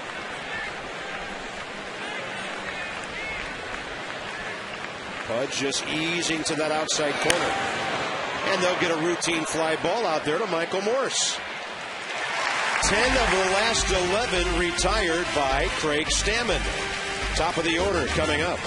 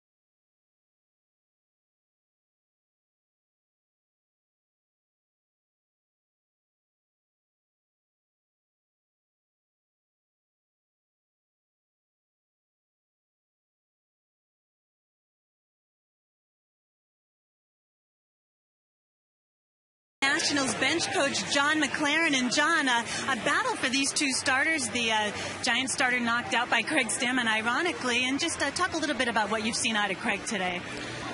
Well, he made a couple bad pitches. He's settled down. He's mixing his pitches well now.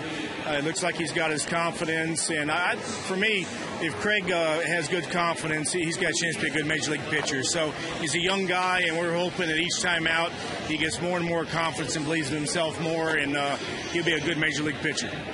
John, this team's showing a lot of hustle. Christian Guzman scoring from third, and Josh Willingham getting that infield single and then later scoring. That really can be the difference in these games, can it? I think so. I think that's our trademark. We play all out every night, and I could tell in spring training we had the guys that got along well together.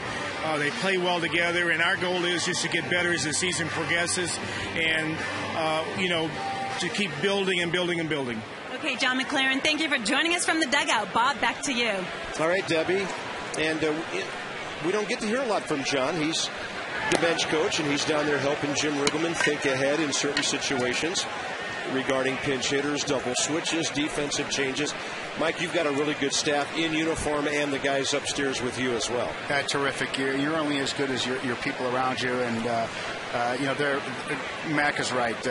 Jim and his staff have these guys playing hard, all 27 outs. No matter if we're going good or going bad at the time, they play hard and they prepare hard. We're out there on a... And Maxwell slaps it out to center for Aaron Rowan. First out, bottom 5. Hey, Mike, you want to help us with a little trivia? Let's see if the GM can help us, because Dibble and I are struggling. Which 4 pitchers have won the National League Cy Young Award in consecutive seasons? Well, one of them's in the ballpark, right? Tim Lincecum? Yeah, exactly. I think Greg Maddux has done that. How about Randy Johnson? He won 4. Yep. Yeah. There's probably one somewhere that's not that obvious. I can't remember if Bob Gibson won it in 67, because I know he won it in 68. Well, we'll let our fans kick it around. 1 out, and here's Christian Guzman, who's walked and lined out.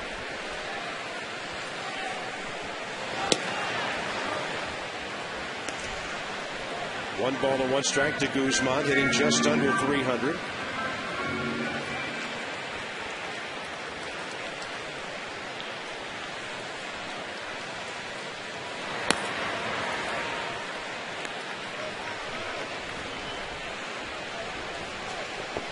Giants have walked him 3 times in this series, which is nearly impossible to do. But tonight in the early going, Jonathan Sanchez was all over the place before gathering his forces. And then he couldn't get Craig Stammen out in the 4th inning, and the opposing pitcher knocked him out. Ryan Zimmerman next here in the Nationals' 5th. And Guzman will pop it up left side. Playable for Pablo Sandoval. He can't see it. He lost it in the twilight, and then he found it and caught it. Tough time of the night with that opaque sky overhead. All right, here's our trivia. We'll see how close we got.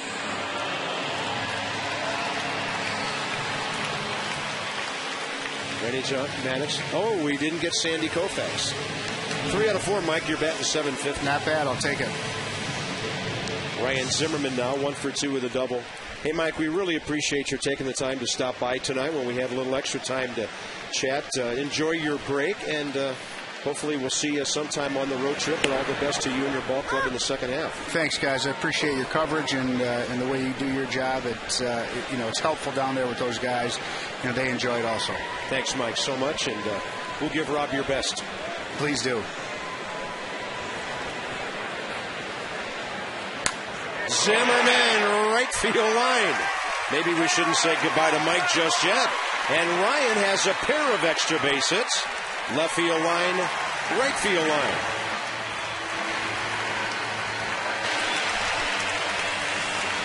Mike, when Ryan gets locked in, is there anybody better in this league? He's one of I've said it for a long time. He's one of the 5 or 7 best players in all of baseball. He's a complete player. He runs the bases well. He's a fast runner and runs the bases well. He's an RBI machine. He's got power. Of course, the defense speaks for itself. So he's as good as it gets. And they will walk Adam Dunn.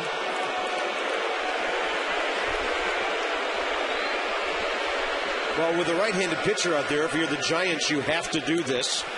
This is good baseball on Bruce Bochy's part, and they'll take their chances righty-righty with Josh Willingham. Yeah, each team I think figures out a player or two that they're not going to let beat them, and I think Dunn is probably on their top on their list of guys that's not going to beat them, especially with the base open. Do many GMs go to the All-Star game, or is it just kind of hard to get any work done out there? Well, it's such a festival now, where you get the home run contest and the game. There's less and less work there. I've gone to about 7 in a row. I'm not going to LA this year, but it gives us a time to really get our ducks in a row as far as what we're going to do right after the break up to the deadline. Here's Josh Willingham, 2 on, 2 out.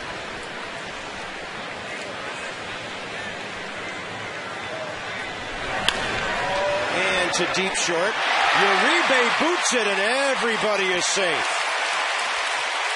I don't know if he was distracted by the runner Zimmerman, but that's a sure-handed shortstop who makes an error to get Pudge Rodriguez to the plate here in the 5th inning.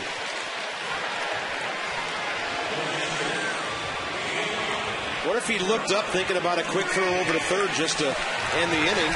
Would have been a long throw to first. Yeah, he's probably deciding which base to throw to, third or second. Took his eye off it a little bit, and doesn't take much. And you do that on the road, you're asking for trouble.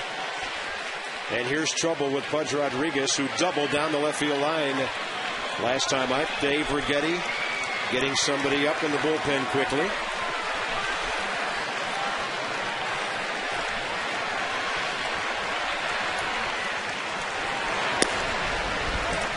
And a breaking ball over below to Pudge. 1 for 2 with his 27th RBI of the year. Nationals on every base had a chance to bust this one open right in the middle of the game. Fastball very high, strike 1.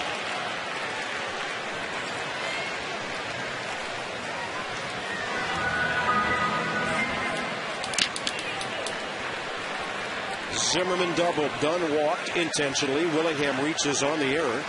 So the 3 guns are on base.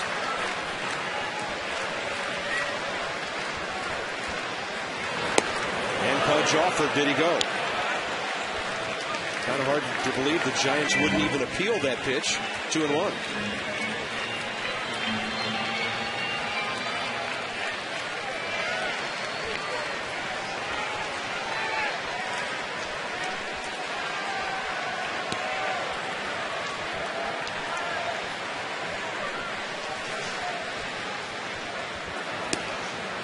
This is going to be interesting.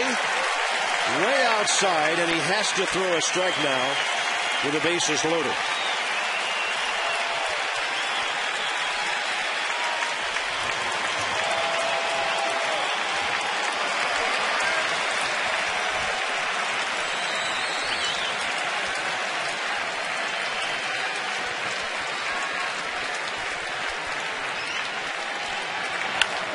And a bounce to the third for Sandoval. The Nats will strand 3 runners. They've left 4 tonight. Mike, again, thanks. We appreciate your time. Anytime, Bob. Thanks. Mike Rizzo.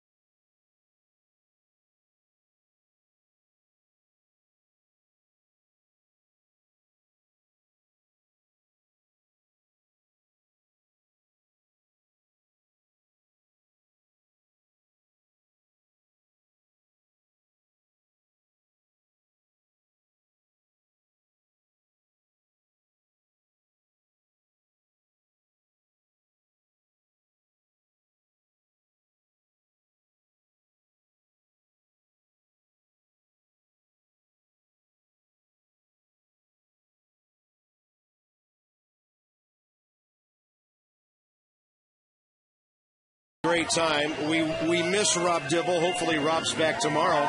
And look who I get now, Johnny Holiday. They're bringing them all up here, aren't they? I feel like Johnny Carson. Oh, here, man. I just told Mike Rizzo, I said, when I was a kid, my whole life's focus was to be able to work with Bob Carpenter.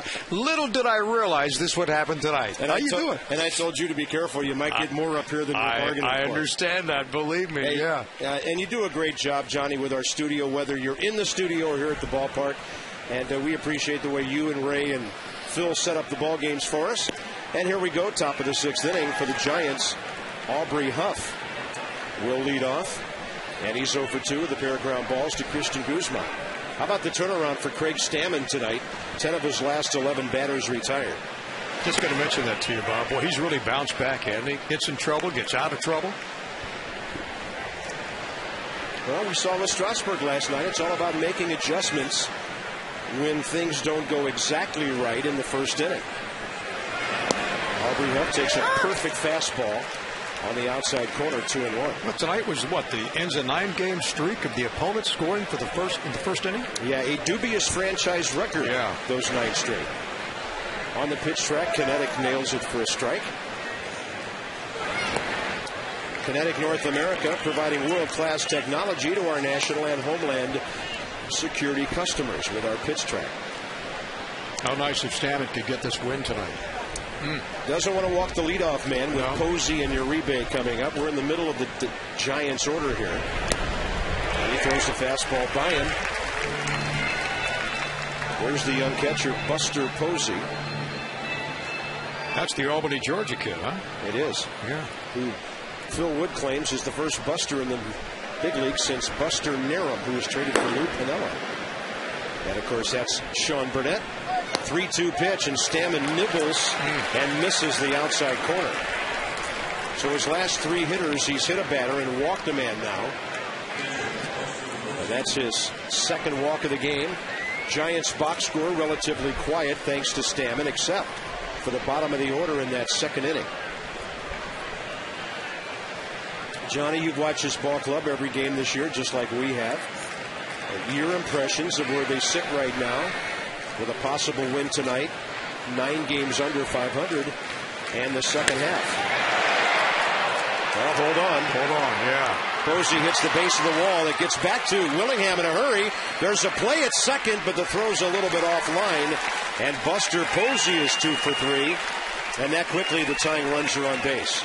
This game can change in a heartbeat, can it? Well, to answer your question, Bob, I think in the first part of the season they were beating themselves, as you and Rob know, consistently and not getting beaten by opponents, but they were just having all kind of problems, never putting together the pitching and the hitting in the same night. Now, all of a sudden, it's kind of getting closer back to where we saw it the first part of the year when they were really smoking and catching people's attention. Steve McCaddy heads out to the mound now. So that does not bode well for Craig Stammen at this point to get those first 2 guys on here in the 6th. Well, golly, when you look at where they were this time last year compared to a year, I know people hate to do that, but this is a much better ball club than I think this record indicates of 39 and 48. Well, you know what? I'll do it for you. Let's look at where the Nationals were. They had to be like 18 out of first place last year at this time. 1 year ago on July the 10th, the Nationals had a record of 25 and 58. Okay. Ironically, they had scored more runs last year than they have this year. Now, I would never have believed that. The home runs are about the same. The stolen bases are up dramatically. That's hard to believe that at this time last year, the Nationals had scored more runs than this year. And Stammen in trouble here in the 6th inning. But all that matters really, not the stats, but the wins and the losses. And along with San Diego, Cincinnati, ball clubs that are contending for division championships, the Nationals right up there with the most improved clubs in the league. This is Juan Uribe. He's always been a contact hitter. He's 0 for 2 tonight. A double play, ball on the ground, and a pop up to second. And he's in there for his glove, but the Giants aren't generating lots of offense suddenly, and he's batting 5th. He has hit 12 home runs. Giants only 6 base hits in this ballgame. And 4 of them in that second inning. Right. You take away that inning, and Craig has pitched pretty good. That was a hanging breaking ball. Willingham's going to get it. A run will score from third. Josh hits the cutoff man. It's a 5-4 game. Andy Uribe with his 47th RBI, so he doesn't hit for average. He's 0 for his last 21, but the Giants will take that sacrifice fly to make it a 1-run game, and Jim Riggleman's coming out to remove Craig Stammen. I think he saw that last pitch hanging just like we did. Well, you look what Craig did after the last outing against the Mets, Bob. A nice turnaround tonight. Only 3 1/3 against New York tonight. He goes into the 6th. 1 out into the 6th inning, gives up 6 base hits, walks a couple. Now for the bullpen.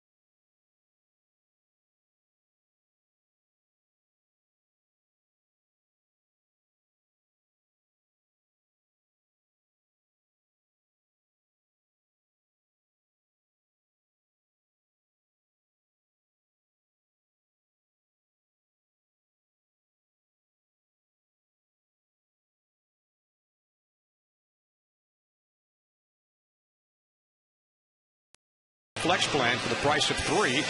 Don't miss out on History in Nats Town. Witness this memorable summer at Nationals Park. You can visit nationals.com/2010 or you can call 202-675-NATS. Maximum of 4 tickets per purchase. Sean Burnett against Travis Ishikawa. This will be an interesting matchup because Sean at times has struggled against lefties this year. 41st appearance. A very good 2.73 ERA. But lefties are hitting .320 against him. Right-handers, 197. Go figure. There's a busted bat. Guzman to his left. Dunn dodges the bat, finds the bag, and catches the throw. That bat was right in Adam Dunn's path to the bag. And a big second out for the Nats here. Buster Posey ends up at third. Watch the bat barrel here.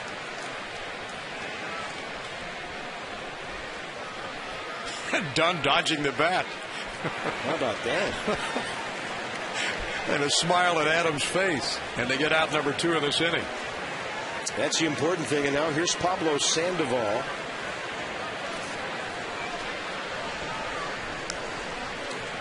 Struck out 3 times last night. 0 for 1 with a walk and a run scored tonight. Let's see if Burnett can spin some of his lefty versus righty magic here. Now, would you call him a solidly built third baseman? I think I would be putting it mildly, John. How about 5'11", 262? Yeah, that'll get your attention. Here comes Steve McCanny back out. He'd probably like to mix it up with a couple of your Terrapin linebackers. Pablo has had some interesting times against the Nats this year. The first one was a trip around the bases in San Francisco. I mean, he hurt himself. Watch his face hit the ground here. Wow. Big swing last night against Strasburg. And diving for a ground ball and using the bag to land. Just out of his reach. The one thing we can say about Pablo is he plays hard. He does play hard, no question. All right, now, Johnny, people always ask me, Johnny and Ray, and in this case, Johnny and Phil, bullpen busy, do you guys watch the game from your set out there in left field, or do you try to get around the home plate area and get a better perspective? Where do you guys watch the game from? Well, we try to watch around home plate. Ray likes to chart every pitch so he knows what the guys are throwing, what the guys are hitting. And we kind of like to sit around behind the home plate area as much as we can, and we go out to left field at about the 7th inning and get ready to go on. And most of the time we're hopefully talking about a Nationals win. Sometimes we're not, which is tough shows to do, as you well know. Yeah. So kind of like closers, you go out to the bullpen area in the 7th inning. That's right. Now, I've heard rumors of a luxury golf cart. Now, do you guys... No. Oh, you guys hoof it? I actually walk on my own out there and then dodging the Ray Knight fans as they come saying, "Hey, Ray, 86 Mets, baby." Yeah. If all the people that yelled that to him were actually there. He is something, isn't he? As is your partner, too, Mr. Dibble. Hope he's feeling better. We hope to have Rob back tomorrow. Sandoval takes one that misses, 3-1.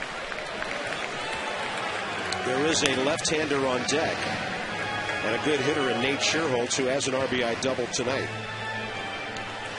Tying runs at third, 2 outs, top of the 6th. Nats 5, Giants 4.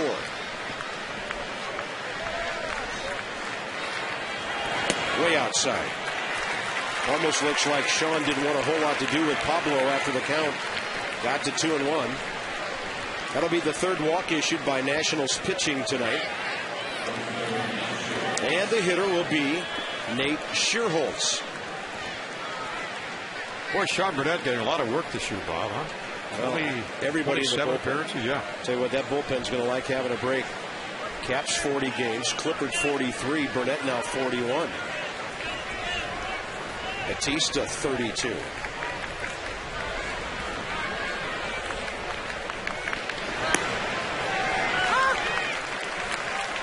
Yeah, I think the Nats, Johnny, the starters are going to have to really hump up and go a minimum of 6, and on many occasions more. That bullpen cannot be worn out by Labor Day. At this pace, they might be. And I talked to Steve McCaddy about that this morning, asking him if he has seen any signs of that. He said the velocity for all the guys still pretty good. So that means they're being used the right way. Interesting, the amount of guys rehabbing who are aiming to come back to this ball club after the All-Star break. Yeah. Sometime in July, sometime in August. It's a who's who of starters. Swing and a miss on a breaking ball, diving down and away. And Burnett has Scherholtz, 1 ball, 2 strikes.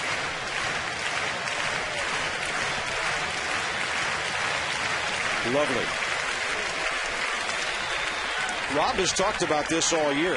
Throwing that ball at the right hip of the left-handed batter and then letting it break to the other side of the plate. That was a tough pitch to take. That's a good 1-2 breaking pitch. And Burnett's got a good breaking ball, doesn't he, Bob? He's just had a hard time locating it to the left-handers. Big pitch in the ball game here. You know the Giants are going to pinch hit next if they keep it going. And that's a swing and a foul tip. And it looks like Pat Burrell, who started the ball game in left field last night, the former Philly, and Ray will hit if the inning continues. They have a switch hitter in Andres Torres, who's injured right now. And then Eli Whiteside and Edgar Renteria. Whiteside's the backup catcher. That ball right on the hands. Look at this. Look at this. It almost came back fair. And you had a hitter that came within about a foot of being embarrassed. Who never took off for first base. If that ball hits the grass and comes back, it's a fair ball before the bag. And I think Sean Burnett was the first one to realize that might happen.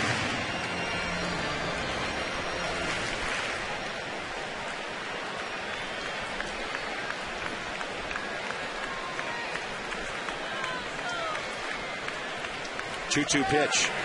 Got him on a breaking ball up and in. Burnett with a walk and a strikeout. And in the middle of the sixth, the Nationals still lead 5-4.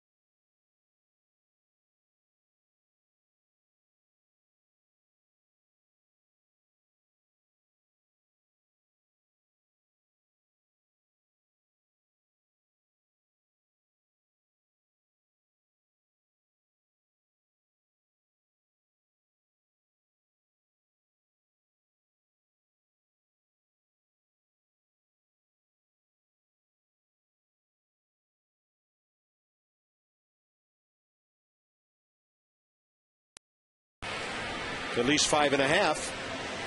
Ryan Zimmerman, couple of extra base hits for the Nats and an RBI. Craig Stammen had a double and pitched 5 1/3 innings, and then Michael Morse had a solo homer in the fourth.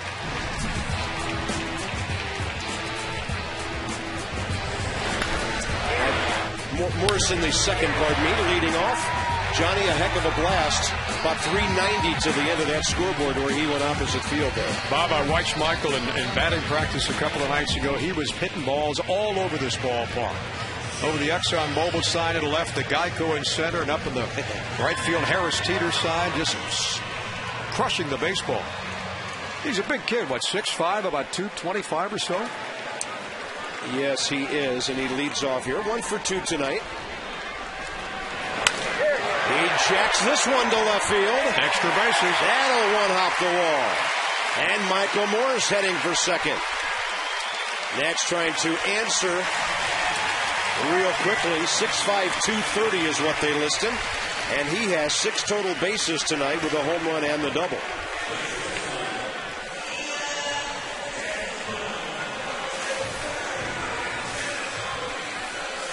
That ball even jammed him just a little bit, and he got the bat head around on it.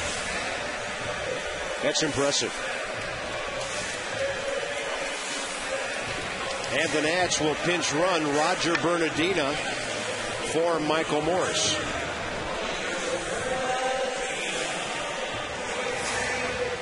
That's a good night for Michael and a pretty good weapon to bring it off the bench to run for him. And for the Giants, Santiago Casilla throwing. This is where Desmond has to move the runner. Willie Harris is on deck to bat for Sean Burnett.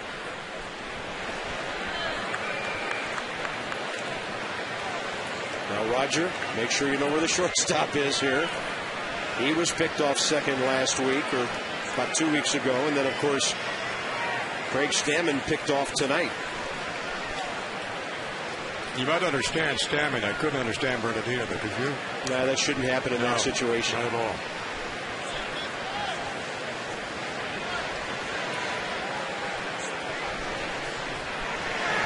And Willie Harris, a Met killer, was at the plate when that happened.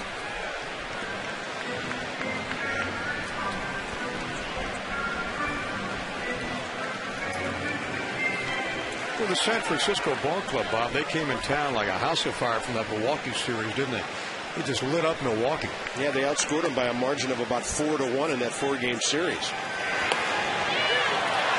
Not a good bunt. And the tag made, a very athletic play by Pablo Sandoval.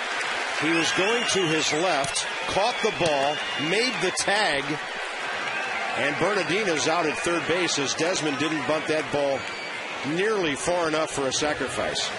That's a terrific play, too, by Sandoval.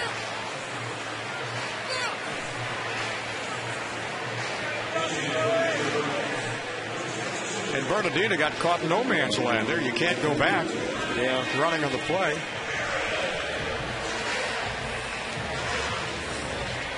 So the sacrifice fails. Dave Righetti to the mound. And Willie Harris, who suddenly is hot with 4 hits in his last 5 at-bats, will pinch hit for Sean Burnett here.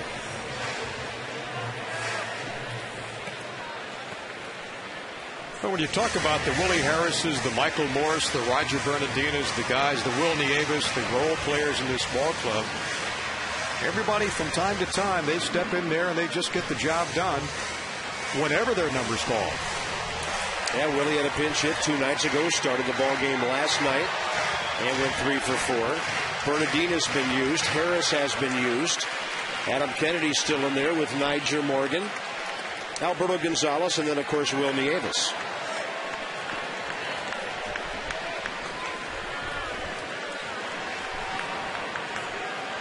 And now we'll see if the Nats are inclined, probably depending on the count, to running Ian Desmond here. 6 out of 7 in stolen bases.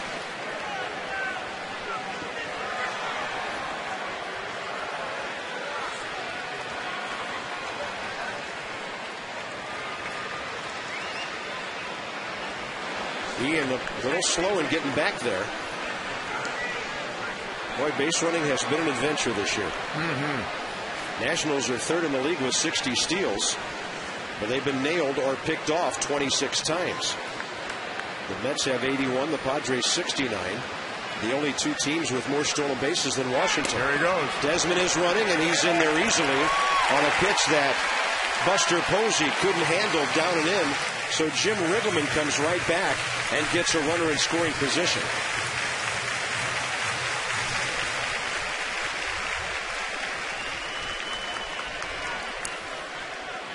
He likes to manage very aggressively when he gets to the lead.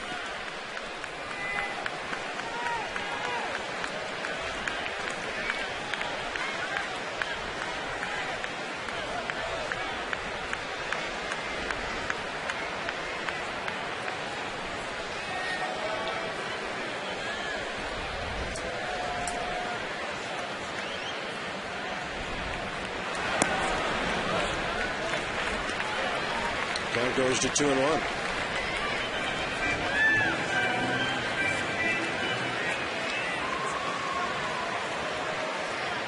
Well, he's got more hits than he has RBIs this year. 22-19.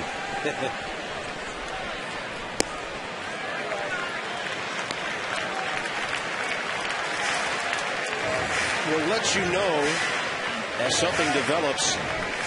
But there's quite a ball game in Philadelphia tonight. 0-0 in the 9th inning, and the Phillies do not have a hit.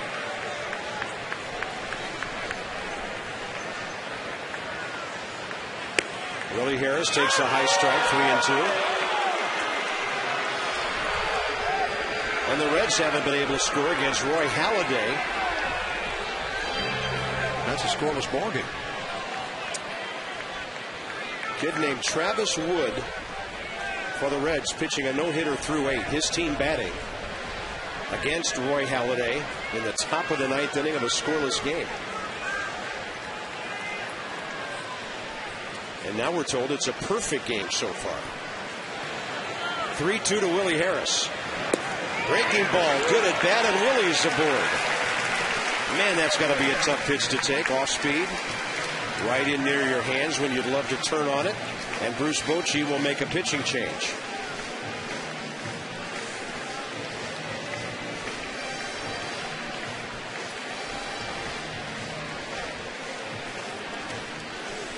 So,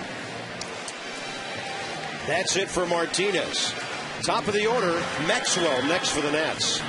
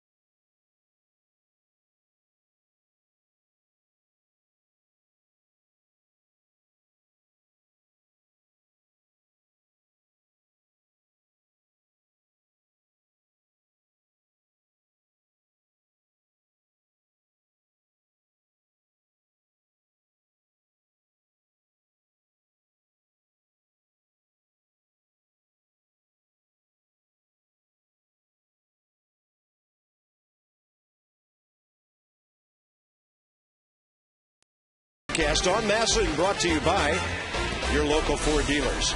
Your local Ford dealer invites you to experience Ford like never before. Ford, drive one. And by H.H. Gregg, we make buying TVs and appliances simple. H.H. Gregg, price and advice guaranteed. Well, the nation's #1 residents looking beautiful on this Saturday evening. And the ballpark looking good as well. Nice crowd. Nationals on top. Here, Michael Morse tonight, a couple of hits. Home run, the double. Josh has got a couple of hits. Zimmerman 2 for 3, 2 doubles and an RBI. And the Nationals clinging to a 1-run lead here in the 6th inning. 29-year-old right-hander Santiago Casilla from the Dominican Republic. Been around for a while. 0-4 through last season. 152 games in relief for Oakland. And the Giants signed him as a minor league free agent Christmas Eve.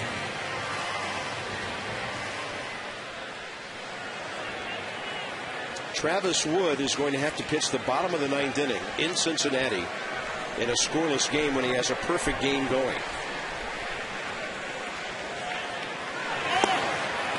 Runners both going, and out at third is Desmond.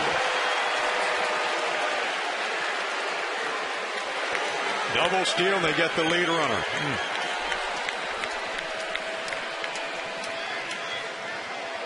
Posey with a rocket for an arm, too, Bob. That's his 4th base runner, gunned out trying to steal in 9 attempts. In 10 attempts. Maxwell did swipe one earlier tonight on an off-speed pitch. Desmond swiped one earlier, but he's gone. And now a runner at second, 2 outs for Maxwell. I think if Zimmerman was on deck, Jim Riggleman probably doesn't do that. But it's Maxwell and then Guzman. Trying to get some guys to third and second here.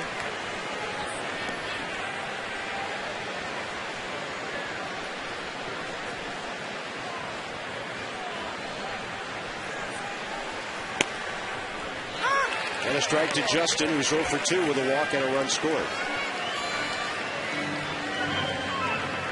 Well, his last ball game against Lehigh the other night, he had a pretty good outing down at Syracuse. 3 for 4, a couple of doubles, a home run, 2 RBIs. Well, he's been hitting great down there. 309 since June 1st. And a 1-2 that he pulls to the shortstop. Uribe has it, gets him by an eyelash, and the Nats fail to score. They'll strand a runner. They've left 5. It's 5-4 into the 7th.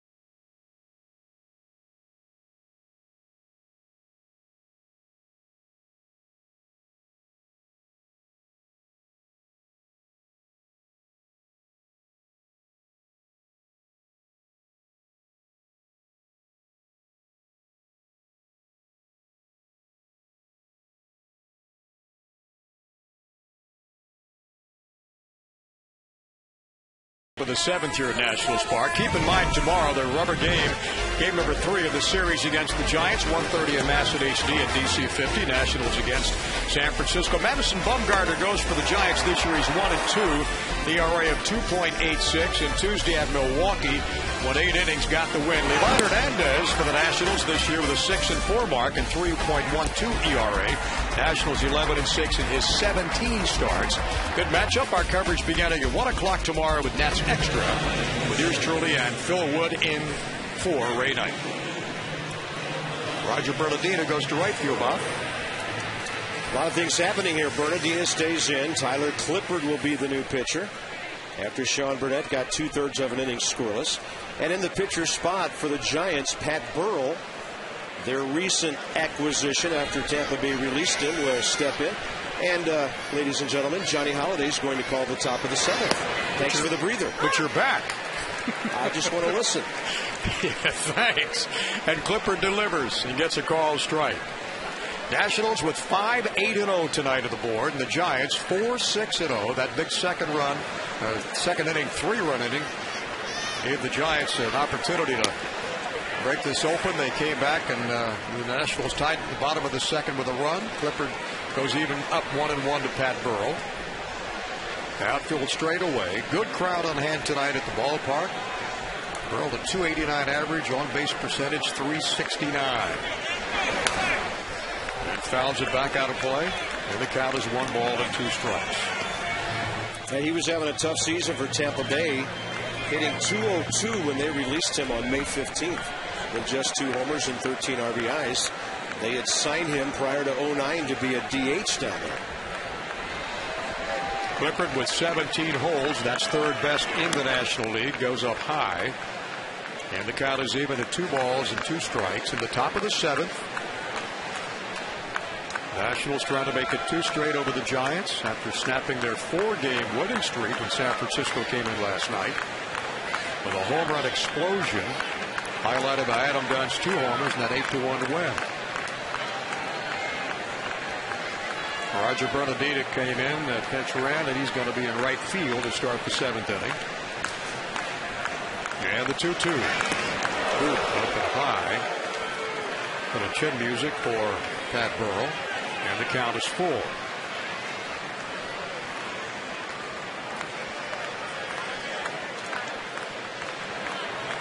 Riley with a record of 8-5 this year coming out of the bullpen. 1 save.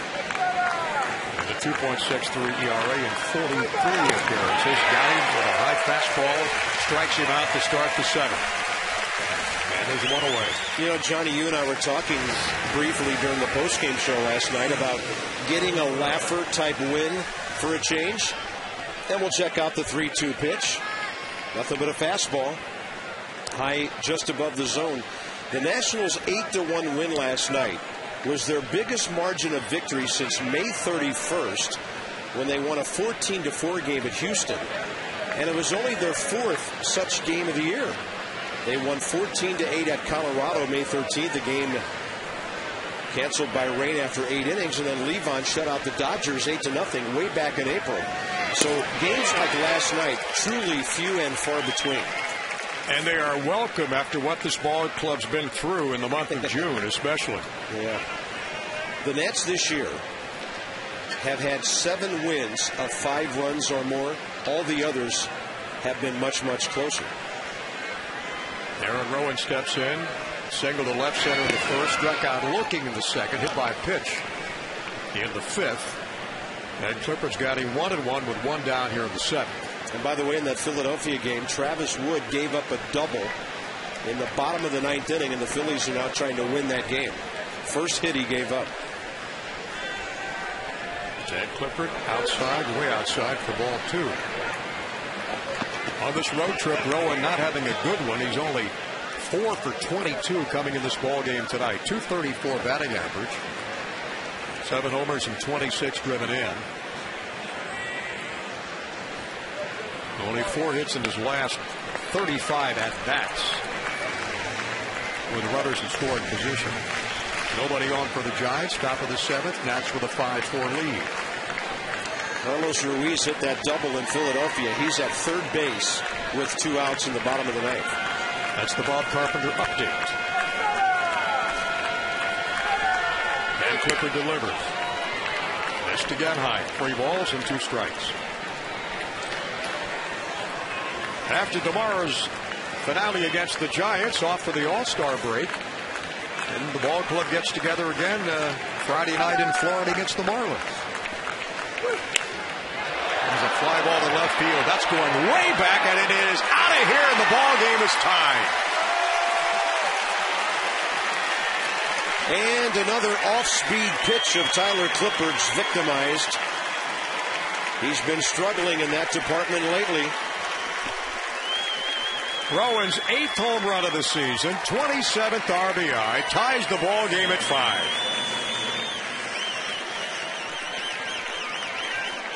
(3-2). That's a changeup that's just sitting there around the outside corner, 82 miles an hour. Not too many major leaguers are going to miss a pitch that straight. That had no downward movement on it at all for a changeup. So right now, Johnny, you have to really, the way he's throwing his fastball and his breaking ball, his changeup is his 3rd best pitch, and he just got beat on it.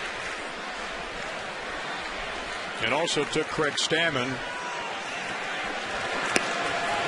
Goes high to Sanchez for a swing and a miss. That's a high changeup.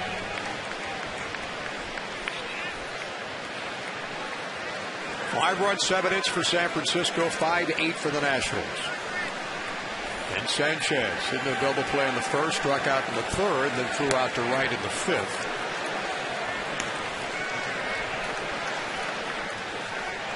In the count at Freddie Sanchez, 2 balls and a strike. Doesn't hit a lot of home runs, only has 1 this year. That was at Toronto June 20th. And again, Clippard misses outside, 3 balls and a strike. Nobody working in the Nationals bullpen. Jimmy Rollins fouled out, so that game in Philadelphia is going to the 10th inning scoreless. And here Clippard delivers the 3-1 to Sanchez. Foul back out of play, 3 balls and 2 strikes, full count. Sanchez 0 for 3 last night, still hitting safely in 6 of his last 7 ball games. Pretty good clip at .314. But 0 for 3 in this ball game tonight. Aaron Rowan's 8th home run of the year has tied the ball game here in the 7th. Nationals had a 5-3 lead as Craig Stammen had a ground rule double, drove in a couple of runs with his bat. Giants came right back with a run in the 6th. They got a run in the 7th here to tie the ball game.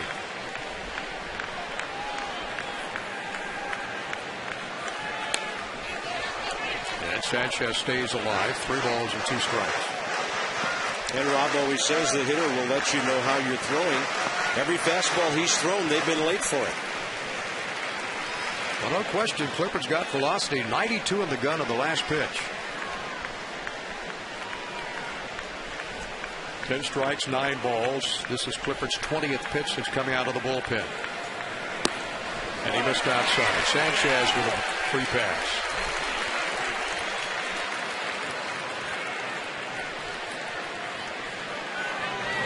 No, Sanchez to first.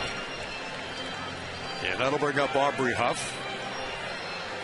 Coming up tomorrow, watch the San Francisco Giants take on your Nationals at 1:35. The first 10,000 kids tomorrow, ages 12 and under, get a free kids backpack presented by Smithfield. Make sure to come early for Signature Sundays from 12:15 to 12:35, and stick around for kids to run the bases in our postgame activities.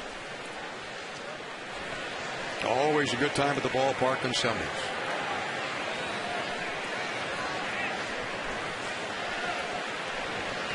Aubrey Huff looking for his first base hit tonight.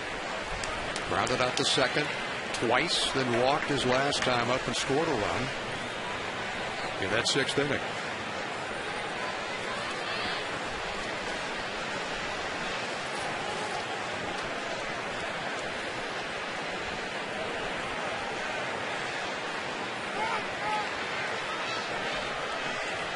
Well, Huff's been a house of fire. His last 7 ball games coming in this ball game tonight, Bob. .393 average, 11 for 28.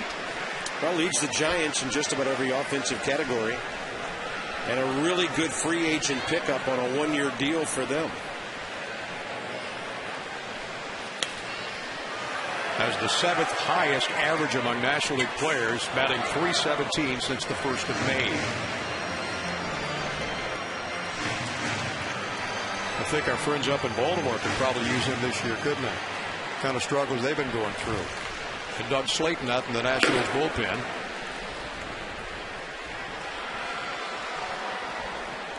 Bucks driven in 54 runs. Count is even at 1-1. Sanchez at first. And Clippard misses. 2 balls and a strike.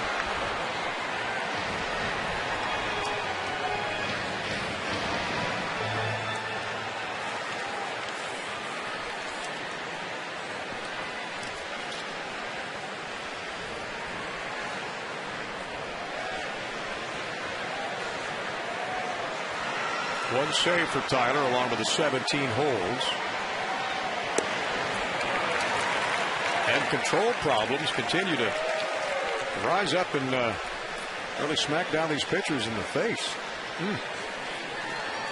That'll drive Steve McCatty nuts, Bob. Well, and I think one of the big things is he's not getting over the top of his pitches at all. His changeup is seldom in the dirt. And it's just a really straight pitch. It's more of a BP fastball than a changeup. There's another pitch that's up high. And Jim Riggleman may have to get Clippard out of this game. Already given up the lead. He's walked the next 2 men. Problem is the Nats don't have a right-hander ready. Now McCatty may be going to the mound to give time for the phone to ring out there and get a right-hander up, but right now Doug Slayton is it. And you got the always dangerous Buster Posey, one of the hottest hitters in all of Major League Baseball the last 9 days, strolling up to the plate. Nobody getting up. Slayton still the man throwing.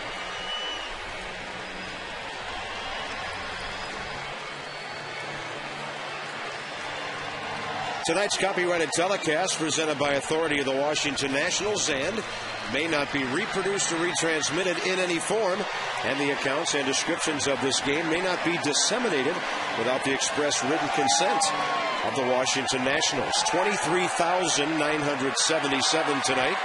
They've seen a full night of baseball. The Nats have given up a couple of leads here. Johnny Holliday alongside. Back to you, sir, with Buster Posey stepping in. And boy, Buster can bust them. He has homered in 3 of his last 16 plate appearances tonight. A single to center, ground out to second, a double to left center. And he keeps his current hitting streak alive. Now it's at 7 games. And Clippard delivers a ball to Posey. And Slayton quickly heating up out there that Nationals pen. Tyler's biggest problem is on control right now. And the 1-0. 2 balls and no strikes. Sanchez at second. Aubrey Huff at first. 1 out, 1 in, and a tie ball game. And the 2-0. Swing and a miss.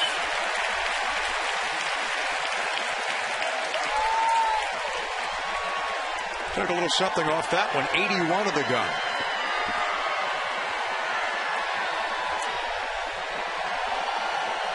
Well, the Nats could use a double play ball right here. It'll take something low in the zone to get it. And everything is elevated, John. Yeah.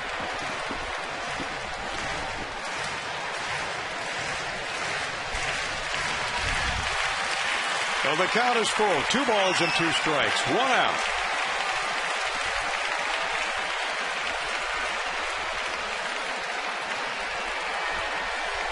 Giants trying for their 46th win of the year. The Nationals for their 40th. Just missed outside. And the count again full. 3 balls and 2 strikes.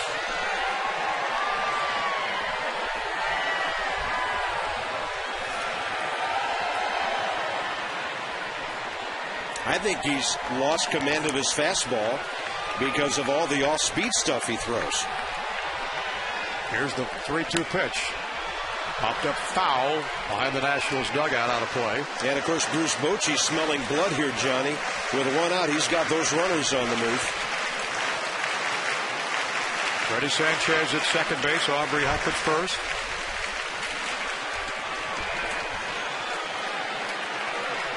Nationals took a quick 2-0 lead in that first inning. Then San Francisco playing 3 more in the second. 1 in the 6th and 1 here in the 7th. And they're threatening again. Count is full to Buster Posey. Runners going. Fouled off again, out of play.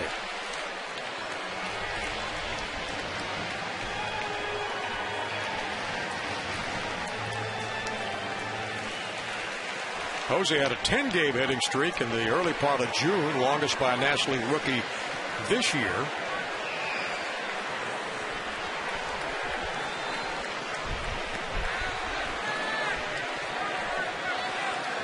First Giants rookie to drive in 6 runs since Rick Parker back in 1990. And the 3-2. Runners going again. Base hit to right. Granadina charging. Play at second base. Run scores. Giants lead by 1.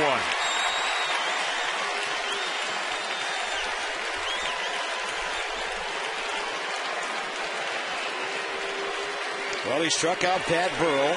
Gave up the Roland homer on a changeup that was hanging. Walk, base hit by Posey.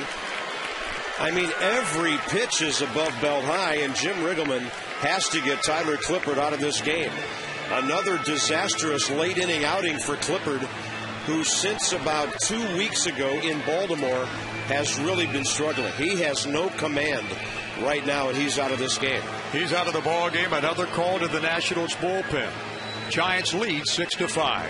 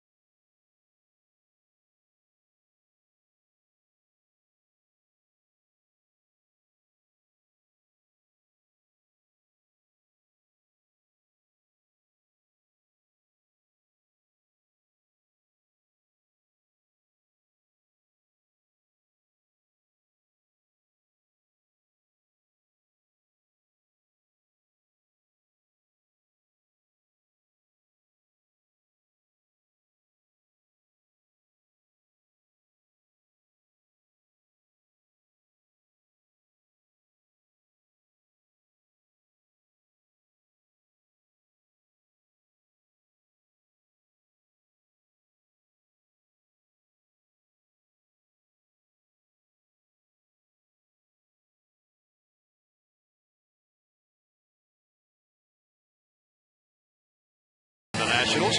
If you're traveling this season, take the Nationals with you. Subscribe to MLB.tv today. You'll see every Nationals game live or on demand on your computer. Visit Nationals.com to order and get more details. MLB.tv. Baseball everywhere. When I stopped by the booth in the 5th inning, the Nationals were leading, Bob. It was 5-3. What has happened? Johnny, I do not believe in that kind of karma. You're safe in my book. Good. I cannot vouch for the opinion of my partner, who is home ailing tonight, and that's why you're up here with us. That's exactly right. He's probably calling right now. But, you know, these innings, you have to keep grinding away. Now you're bringing in a left-handed pitcher to face a right-handed struggling hitter, Uribe, who hit a sac fly last time, and this guy has plenty of pop in his bat. Well, Slayton very effective against left-handed hitters. The shot to center field past Maxwell, bouncing off the wall. 1 run will score. Another run will score. And Dunn cuts off the throw, and the Giants have got an 8-5 lead. 2 RBI base hit by Uribe. And 4 runs charged to Tyler Clippard, who retired 1 batter. That ball was hit so hard. Maxwell thought he had a route to the ball, and it was hit so hard it got by him before he could make any kind of move. Uribe tags the first pitch he saw from scoring. Ishikawa will step in now. Still only, rather Slayton, I beg your pardon. Only 1 out here in the 7th inning. And the Giants have scored 4 runs.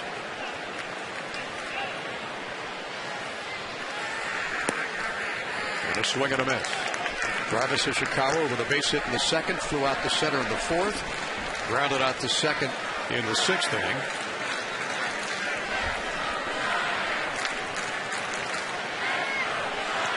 Slayton against left-handed hitters. They're only batting 192 against him. Checks the runner at 2nd. Delivers outside. There's 1 ball and 1 strike. Well, I think this is another byproduct of a starter who gets you only 16 outs. Nats are into the bullpen in the 6th inning. Burnett gets his job done. But, you know, you're looking for 10, 11 outs from your bullpen almost every night.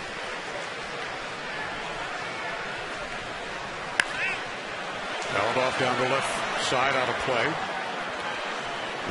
And no matter how good your bullpen is, it's going to take its toll. Giants 4 for 6, runners in scoring position. The Nationals only 3 for 11.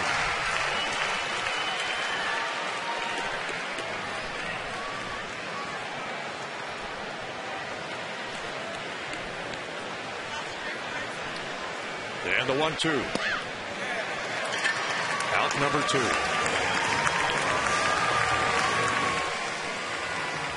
Ishikawa is gone, and Pablo Sandoval steps in again. And when he steps in, he steps in.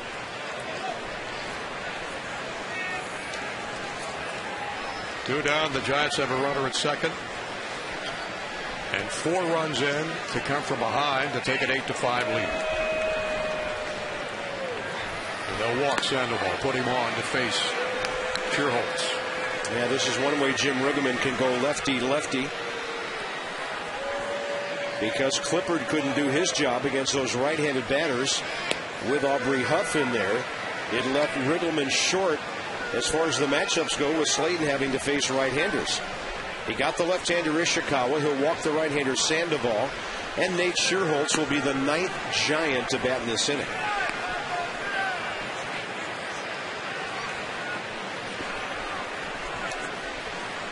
Sandoval about to get his 3rd walk of the night. So he is 0 for 1 with 3 walks. Ground out to 1st in the 4th. Well, coming up, our Nats Extra Post Game brought to you by our good friends at Verizon Files. We'll break down Craig Stammen's up and down outing tonight. Also, we'll carry Jim Riggleman's live press conference and a big night at the plate for some of these Nationals, which gave them a lead for a few innings. An even bigger night, though, for the Giants at the plate, who lead 8-5. And here is Nate Sherholtz. And Slayton quickly gets ahead on 1 of the count. He had gone hitless his last 9 at-bats until he got that 2nd inning double tonight, scored a run. He is 1 for 3 in this ball game. The runner in scoring position at 2nd. Uribe and breaking ball just missed outside, 1-1. Bob, what are you doing for the All-Star break? Home sweet home for 4 days. Time to kind of recharge, visit the family. And the Nats will have Strasburg opening up Friday in Florida. In Miami, yeah. And then, of course, Levo on Saturday. Probably Craig Stammen next Sunday. This is outside for ball 2. 2 balls and a strike. I would imagine the folks at Florida very happy that they're going to have a chance to see Strasburg on Friday night. They get some big crowds down there on Saturday nights because they have post-game concerts. But this will energize that ballpark for the opener on Friday, to be sure. 2 balls and a strike to Sherholtz. And he misses outside for ball 3.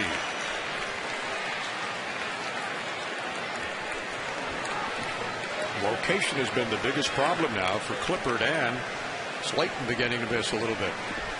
And Yoel Peralta out of that Nationals bullpen, loosening up. Count is 3-1 with 2 down and 4 runs in. And he got him with a call strike. That's 2. 3 balls and 2 strikes with 2 down. And the odd thing is, Pat Burrell, a pinch hitter who led off this inning, is on deck. We've seen guys pinch hit twice in 1 inning before. But usually they get a hit, and that leads to a rally. He made the first out. That's not good. As the leadoff man. And he is on deck. Count is full. And the pitch to Nate Sherholtz. Runners going, and he got him with a call, 3rd strike. So Slayton gets the Nationals out of it, but not before the Giants come up with 4 runs to take an 8-5 lead as we head to the bottom of the 7th at Nationals Park.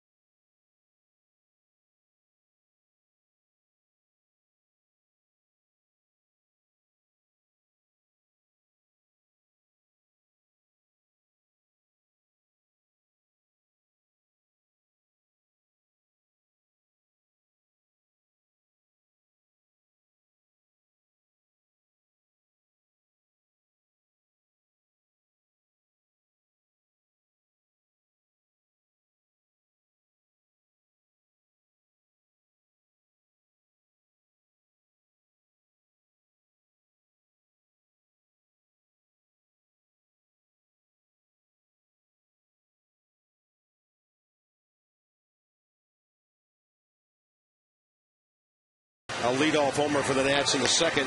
Aaron Rowan, though, the big blow, tying the game with 1 out in the 7th, led to a 4-run inning, and it's our Ford drive of the game as Tyler Clippard threw him an 82-mile-an-hour changeup that was sitting just off the plate, begging to be hit, and he didn't miss it. Brought to you by your local Ford dealer.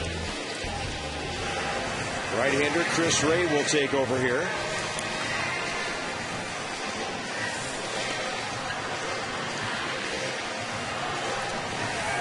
Limited action, his 5th ball game of the year. Well, next weekend, Bob, the Nationals have a chance to overtake Florida for that 4th spot in the East. Yeah, that'll be interesting. That's why they were hoping for a good finish here. Friday night, Steven Strasburg. And that, of course, is after our Sunday ball game tomorrow when Livan Hernandez pitches against Madison Bumgarner. Livan is 6-4 with a 3.12 ERA. Now, the Giants just made a deal 9 days ago to bring Chris Ray from Texas. Player to be named later, the other part of that deal. Benji Molina, of course, involved in that because the Giants have their good young catcher, Buster Posey. They want him playing every day. So here's Christian Guzman leading off the bottom of the 7th. And Ray, the former Oriole, who was in Baltimore 05, 06, 07 with the organization until 09, missing for ball 1. And Guzman, a couple of 0 for 2 tonight, hits a pop-up out the short. That'll be handled by Juan Uribe for the first out. Zimmerman, Dunn, Willingham, the next 3 hitters. Ryan Zimmerman pulled one tonight, Johnny. Back in the 1st inning, RBI double. Later, he would go the other way. That gave the Nationals a quick 1-0 lead, too. And when he's going well, as Mike Rizzo told us a couple of innings ago, he uses the ballpark.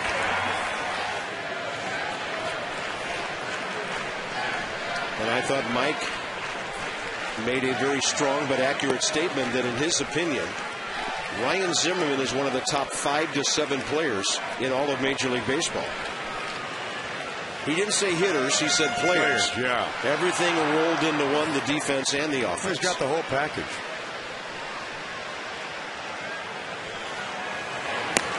Fastball is in there. When you talk about guys coming to the ballpark ready to play every day, I think he just epitomizes what that's all about every single day.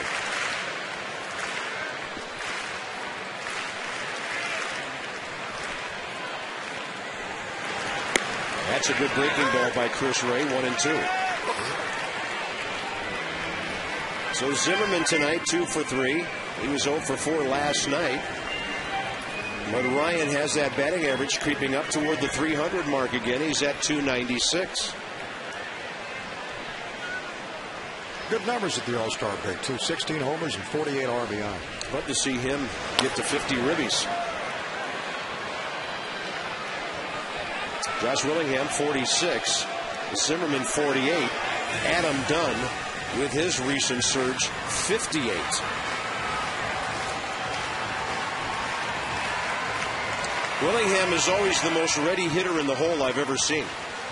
And when Dunn's on deck, he has 1 foot on the top step of the dugout, and he is ready to hack behind that big guy. Now, when you look at Dunn and Zimmerman and Willingham combining for 53 home runs, second best of any threesome in baseball.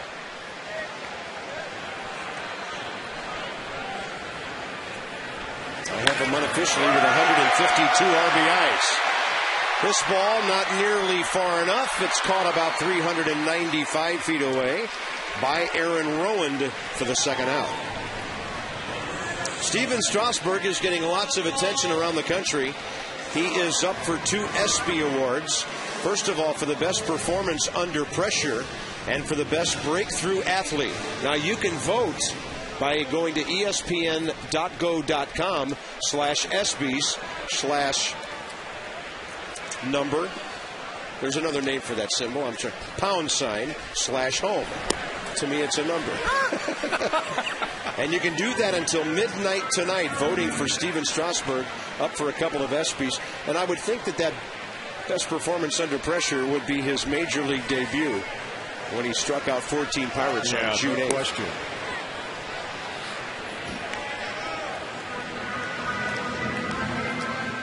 Here's Adam Dunn, bases empty, 2 outs.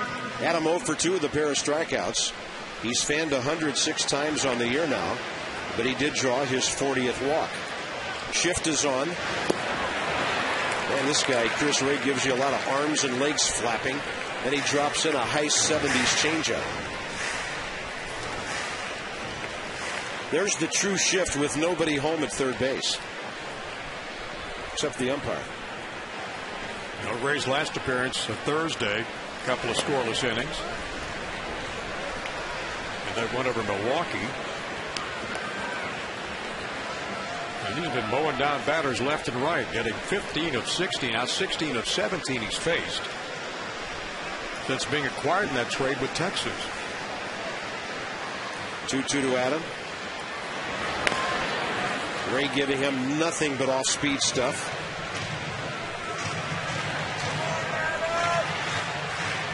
With Baltimore 06, had 61 appearances, 33 saves.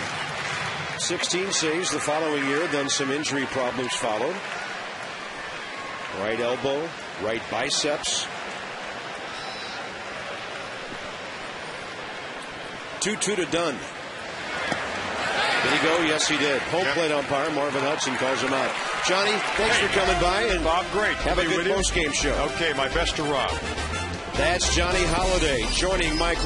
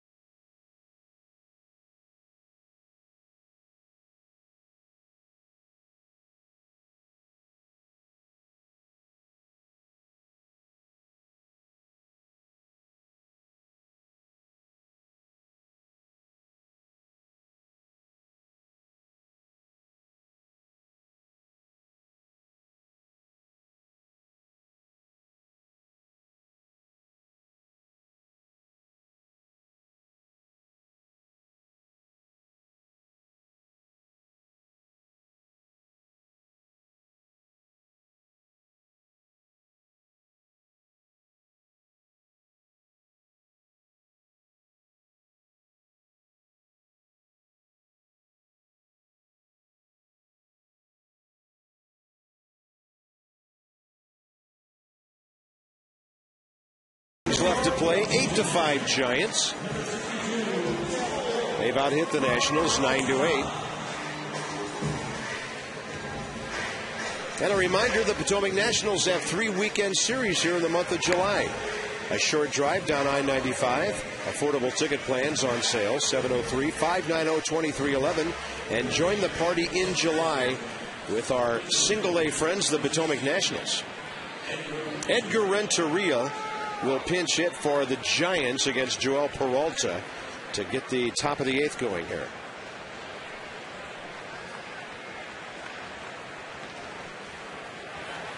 And Renteria will be hitting for Chris Ray, who just pitched a 1-2-3 7th. So Bruce Bochy has his bullpen set up with a 3-run lead here. And here's Renteria, who started the ball game last night, hit 8th, and went 0 for 3.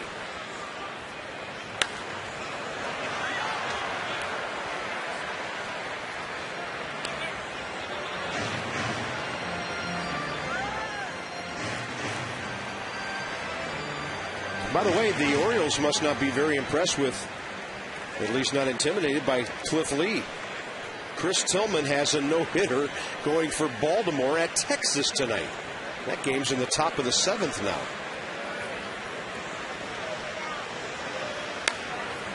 That game in Philadelphia, the Reds had 2nd and 3rd 2 outs, didn't score in the 10th. Phillies are batting in the bottom, still tied scoreless, and there's Sergio Romo, who evidently will get the assignment to get things set up for Brian Wilson, one of the better closers in the league.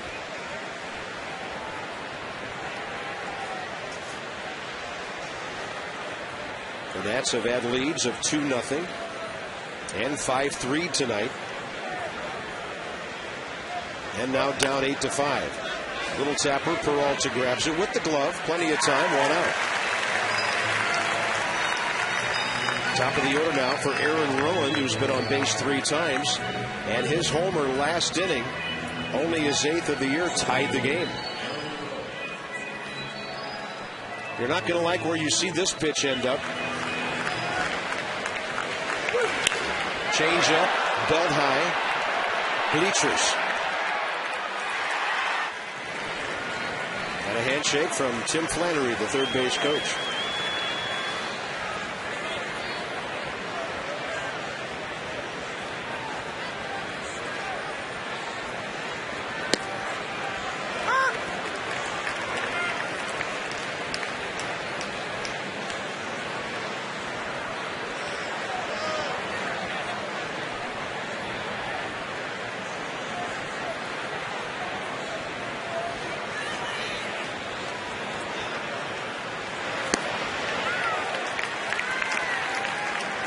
Good change up.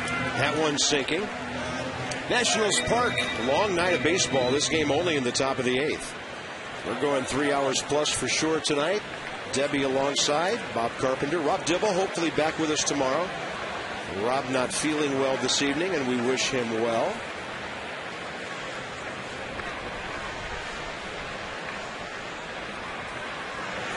And the 0-2, a fastball way upstairs. Pudge and the pitcher taking Aaron Rowland right up the ladder, and Peralta strikes him out. 2 down.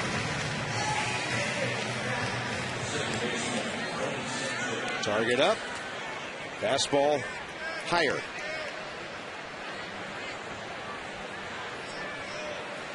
Freddie Sanchez, the hitter now. Sanchez 0 for 6 in the series with 2 walks. The Giants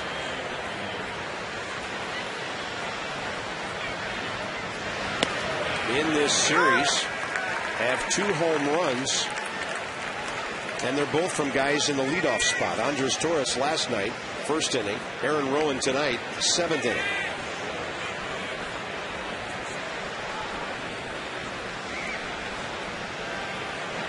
Peralta goes sidearm and drops one down.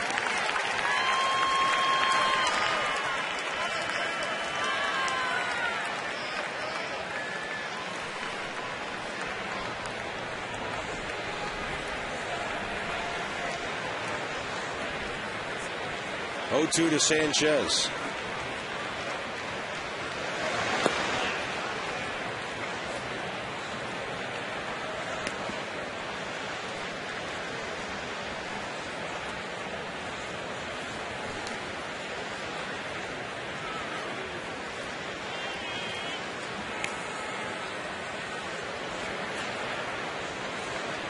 1-2 to Sanchez. And Peralta challenges him with a fastball. Liner right at Roger Bernardina. And a 1-2-3. Josh Willingham leads off bottom 8. Pudge Rodriguez and Bernardina to follow. The Nats need some late inning hits and some runs. Down by 3.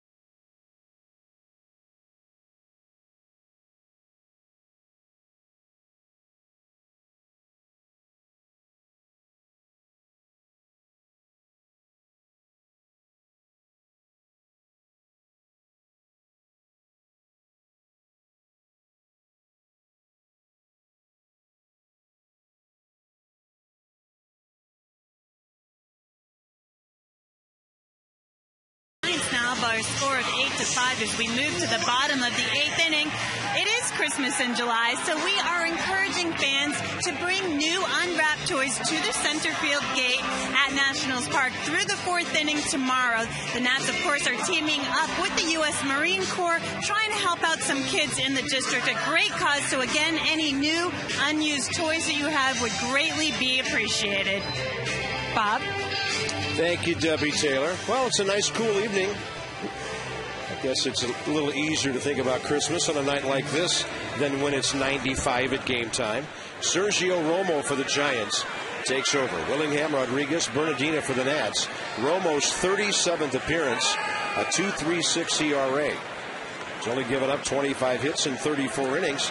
An opponent's hitting just 203 against him.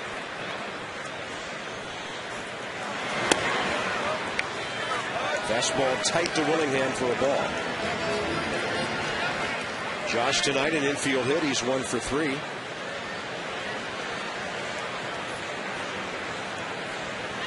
Romo has only given up runs in 2 of his last 22 appearances. Willingham with a backhand now. Sandoval.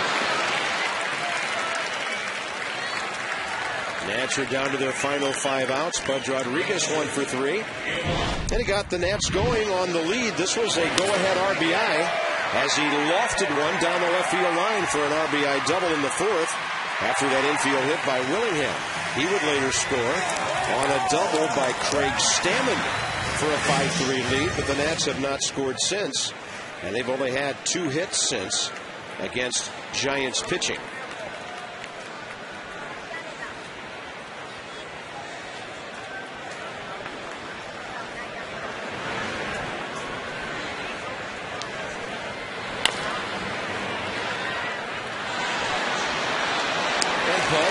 On a ball cut off by Pablo Sandoval.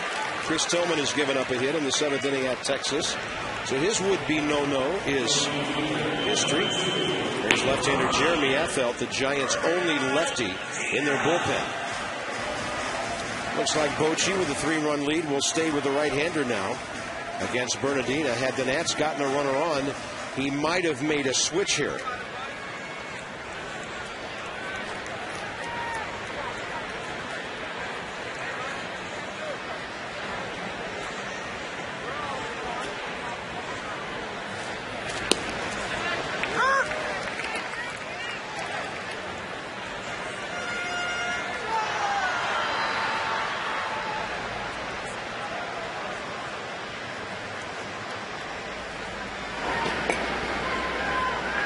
Miguel Batista was up in the second inning today. 6 innings later, he's throwing again.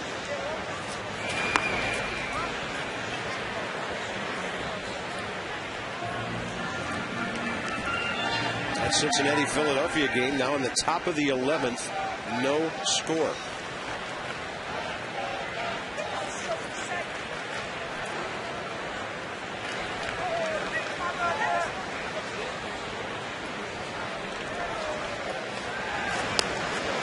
Big swing on an off-speed breaking ball.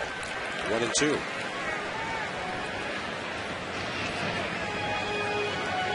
Well, when Ian Desmond doubled in the 6th inning to lead off, things were looking good. The Nats were up by a couple of runs. Mike Morse, pardon me, with a double. Then Desmond failed on a bunt. And the evening has pretty much gone downhill from there. Despite a walk in the inning, the Nats didn't score. They could have had a 3-run lead. And then Clippard came in 7th inning and gave up 4, retiring 1 batter. And now Jim Riggleman can't do a whole lot except hope for base hits.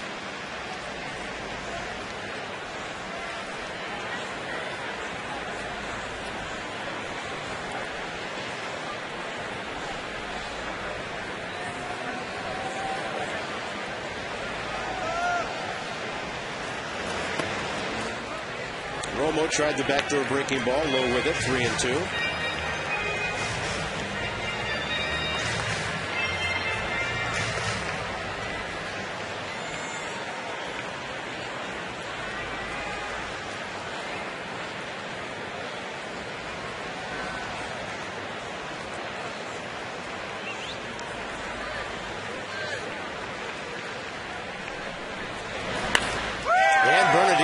Drills one right at Aaron Rowan. That was a laser to center. Into the 9th inning, Giants 8, Nationals 5.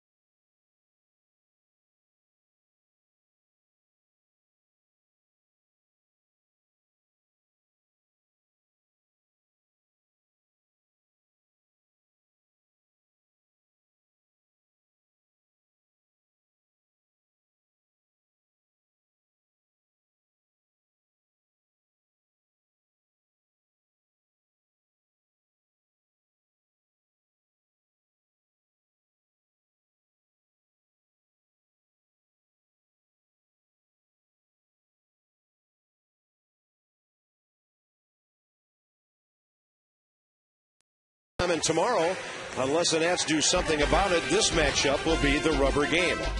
Madison Bumgarner, 1-2 in 3 starts. And he has never faced the Nationals. Levon has faced the Giants many times, 18 of them. A record of 4-7 against San Francisco. That'll be the 89th game of the year and take us into the All-Star break. DC 50 joins us. And Nats Extra pregame, 1 o'clock. First pitch, 1:35. Miguel Batista makes his 33rd appearance.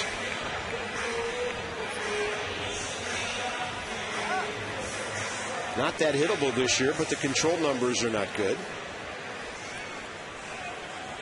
With the 30 strikeouts, but 25 walks in 46 innings. Aubrey Huff, Buster Posey, Juan Uribe for the Giants. They've pounded out 8 runs on 9 hits. 5 of them since the 6th inning. And that will be their 5th. base hit since the 6th, and Aubrey Huff has his first hit of the night. In fact, his first of the series, he was 0 for 6 with 2 walks. Buster Posey isn't hitless. He's 3 for 4 tonight.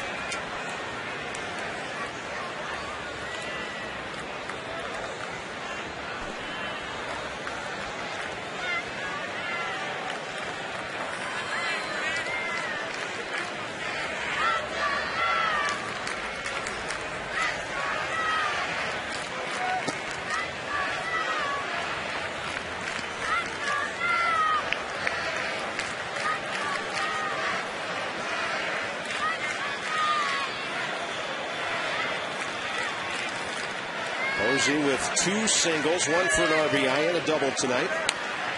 And this kid's got a light bat.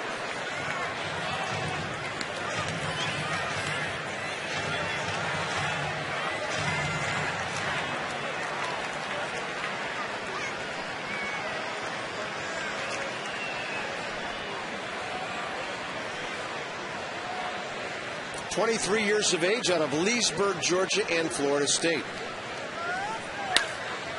He hits one hard for the scoreboard. And it is gone. First base umpire, Jim Wolf, says home run. And Jim Riggleman's wondering, by his actions, if the fan reached down in front of the top of the scoreboard, and we could have an appeal on this play. Now, just because Riggleman comes out doesn't mean they have to. If the umpire is convinced it's a homer, they don't have to go in and look at the video. What a shot by Posey to the opposite field. He's 4 for 5 tonight.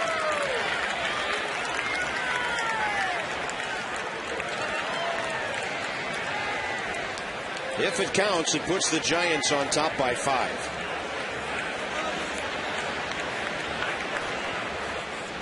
Now the crew chief is Daryl Cousins, who's working second base.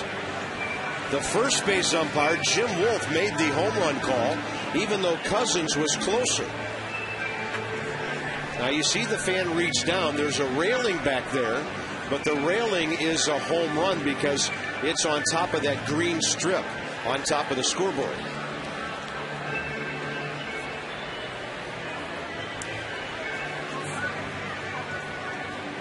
Hard to tell. They're heading in, I believe, to have a look at it. 3 umpires go in, 1 remains behind.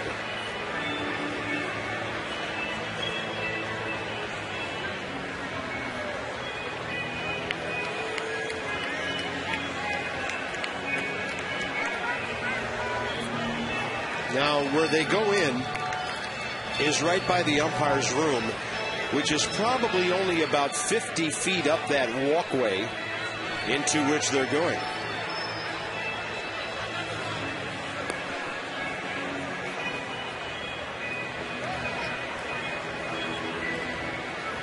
We'll do the best we can to zoom in on this to give you a look at it.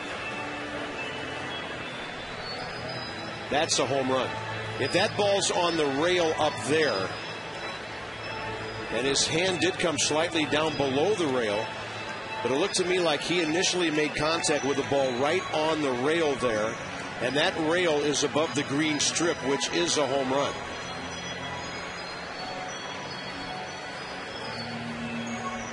Heck of a catch by the guy.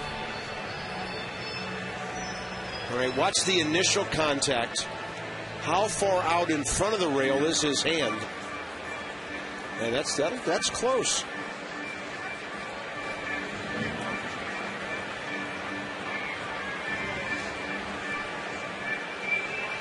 Now he's hearing from all of his friends who've seen him on Masson.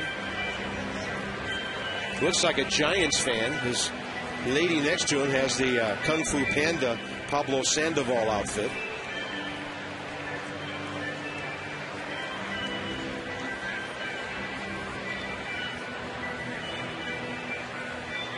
Home plate umpire Marvin Hudson, the one who remains on the diamond, which is usually the case unless the home plate umpire is the crew chief, and in that case he would go in. So it's DJ Rayburn, Jim Wolf, and the crew chief Daryl Cousins who've gone underneath to watch it. And Buster Posey waiting to see if he indeed has 7 home runs on the year.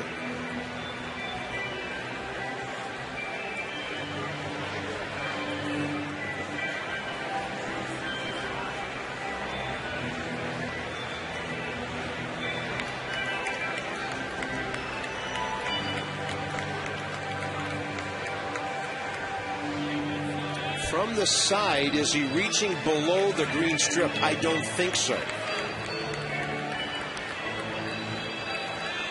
My reaction would be, from the replays we've seen, that that is a home run.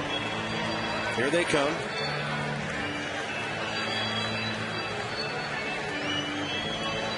How about a signal, guys?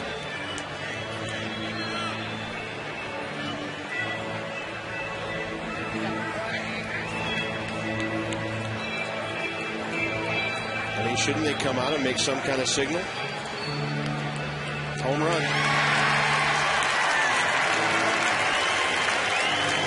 And that's Jim Wolf, who made the initial call from first base. And the Giants lead 10-5. It's approximately 15 feet to the top of the scoreboard. And the Nationals actually installed that green strip on top of the board after a homestand or two back in 08, because it was hard to tell when a ball hit right up near the top of the out-of-town scoreboards whether it went out or not. So on that green strip there, the ball either hits and goes out or it hits and comes back. But you can see the silver railing is definitely above that. And that appeared to be where the fan was reaching. So nobody out. 2 runs in, and that was a 5-minute review. And the hitter's Juan Uribe, 1 for 3 with an RBI double. He's driven in 3 tonight, sac fly as well.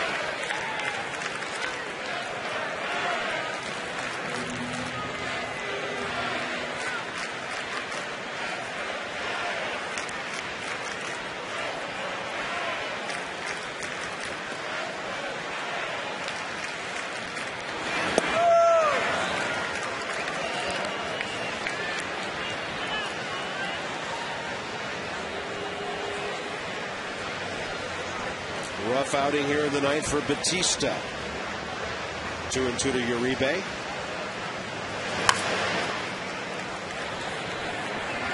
Former Padre Tim Flannery coaching at third. Their first base coach, Roberto Kelly.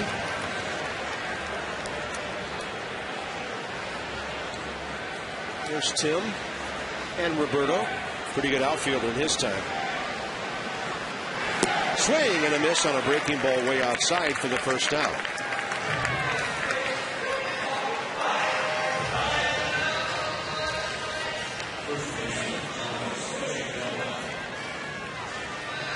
Good low slider away.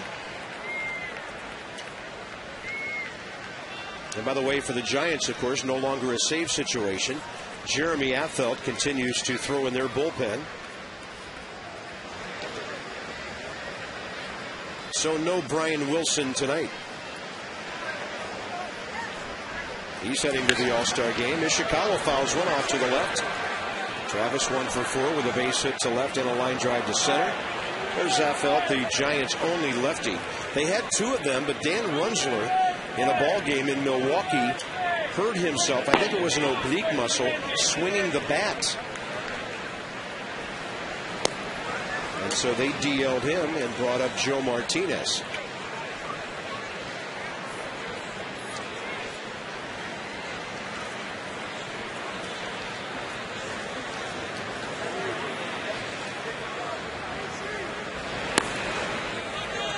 There's Batista with that low slider, maybe a cutter, just a real small, tight, late break to that pitch. Well, the Nats had hoped to grab these last 2, maybe go into the break with 41 wins. It'll take a miracle comeback tonight and a win tomorrow to do that. Unless Jim's team can turn things around, it'll be a 5-4 homestand going into the finale tomorrow.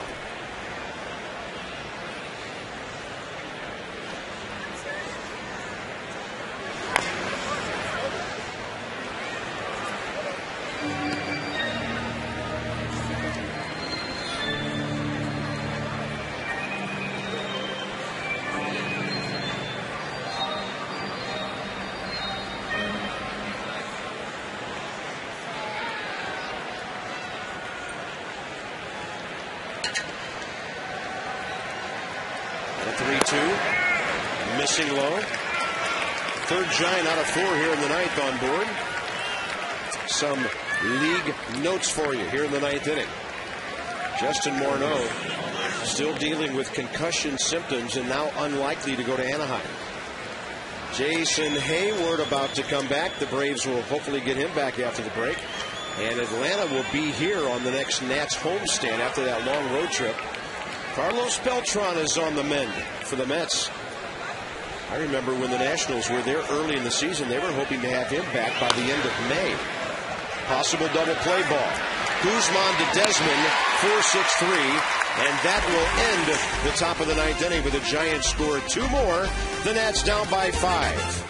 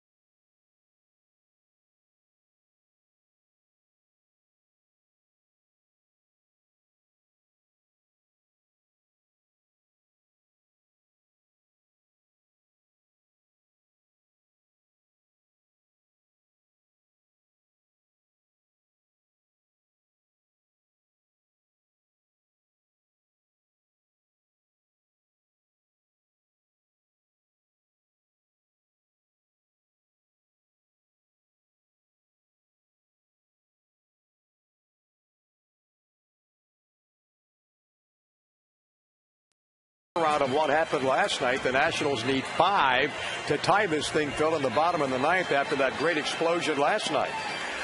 Bullpen imploded tonight. Tyler Clippard has not been sharp this month of July, and it certainly showed tonight. And, what can you say? You can't sugarcoat this. This was a bad effort by the bullpen. Had a lot of problems locating. Not only he had problems control-wise, but the whole bullpen didn't have, outside of Burnett, didn't have a good night tonight. Well, Sean did a good job, but beyond that, it was iffy at best. Yep. So we'll talk about this, try to break it down and see if we can make something out of it. But we have all the confidence in the world that our buddy Bob Carpenter is going to pull this baby out in the bottom of the ninth. All right, Johnny, not going down without a fight.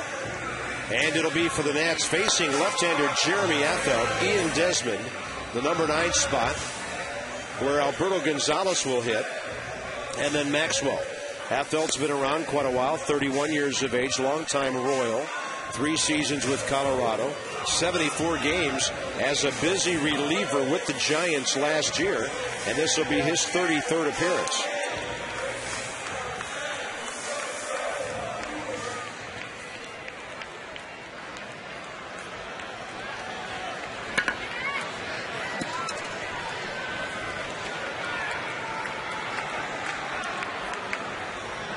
Ian Desmond, 0 for 3.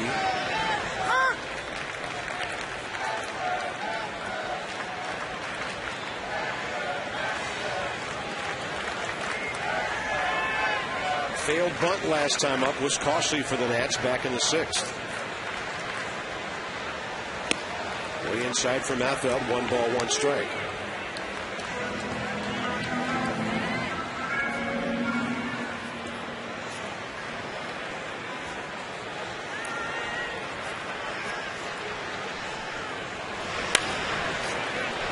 With a ground ball right side, Sanchez.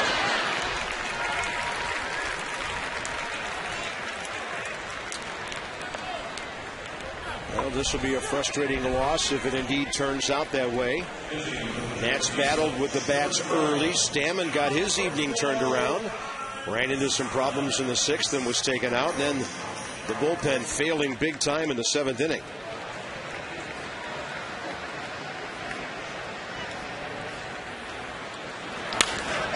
And Alberto Gonzalez swings at the first pitch.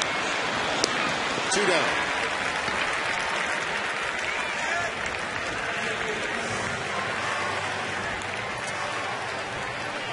Last hope for the Nats before Nats Extra, presented by Verizon Wireless. Justin Maxwell, his return to the big leagues, walked, stole a base, and scored his first time tonight, and since has gone 0 for 3.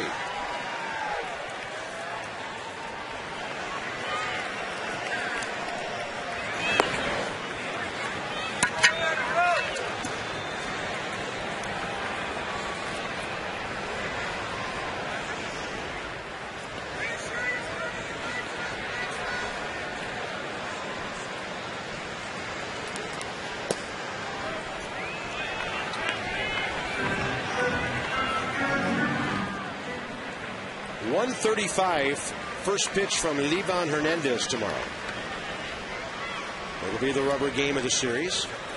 Not to be forgotten here, the Nats will be trying to win another series against a National League West team. They took 2 of 3 from San Diego, 2 of 3 from the Mets.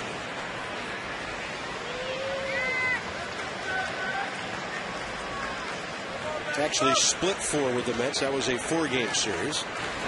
And Maxwell taking all the way on 3-0 right down the middle.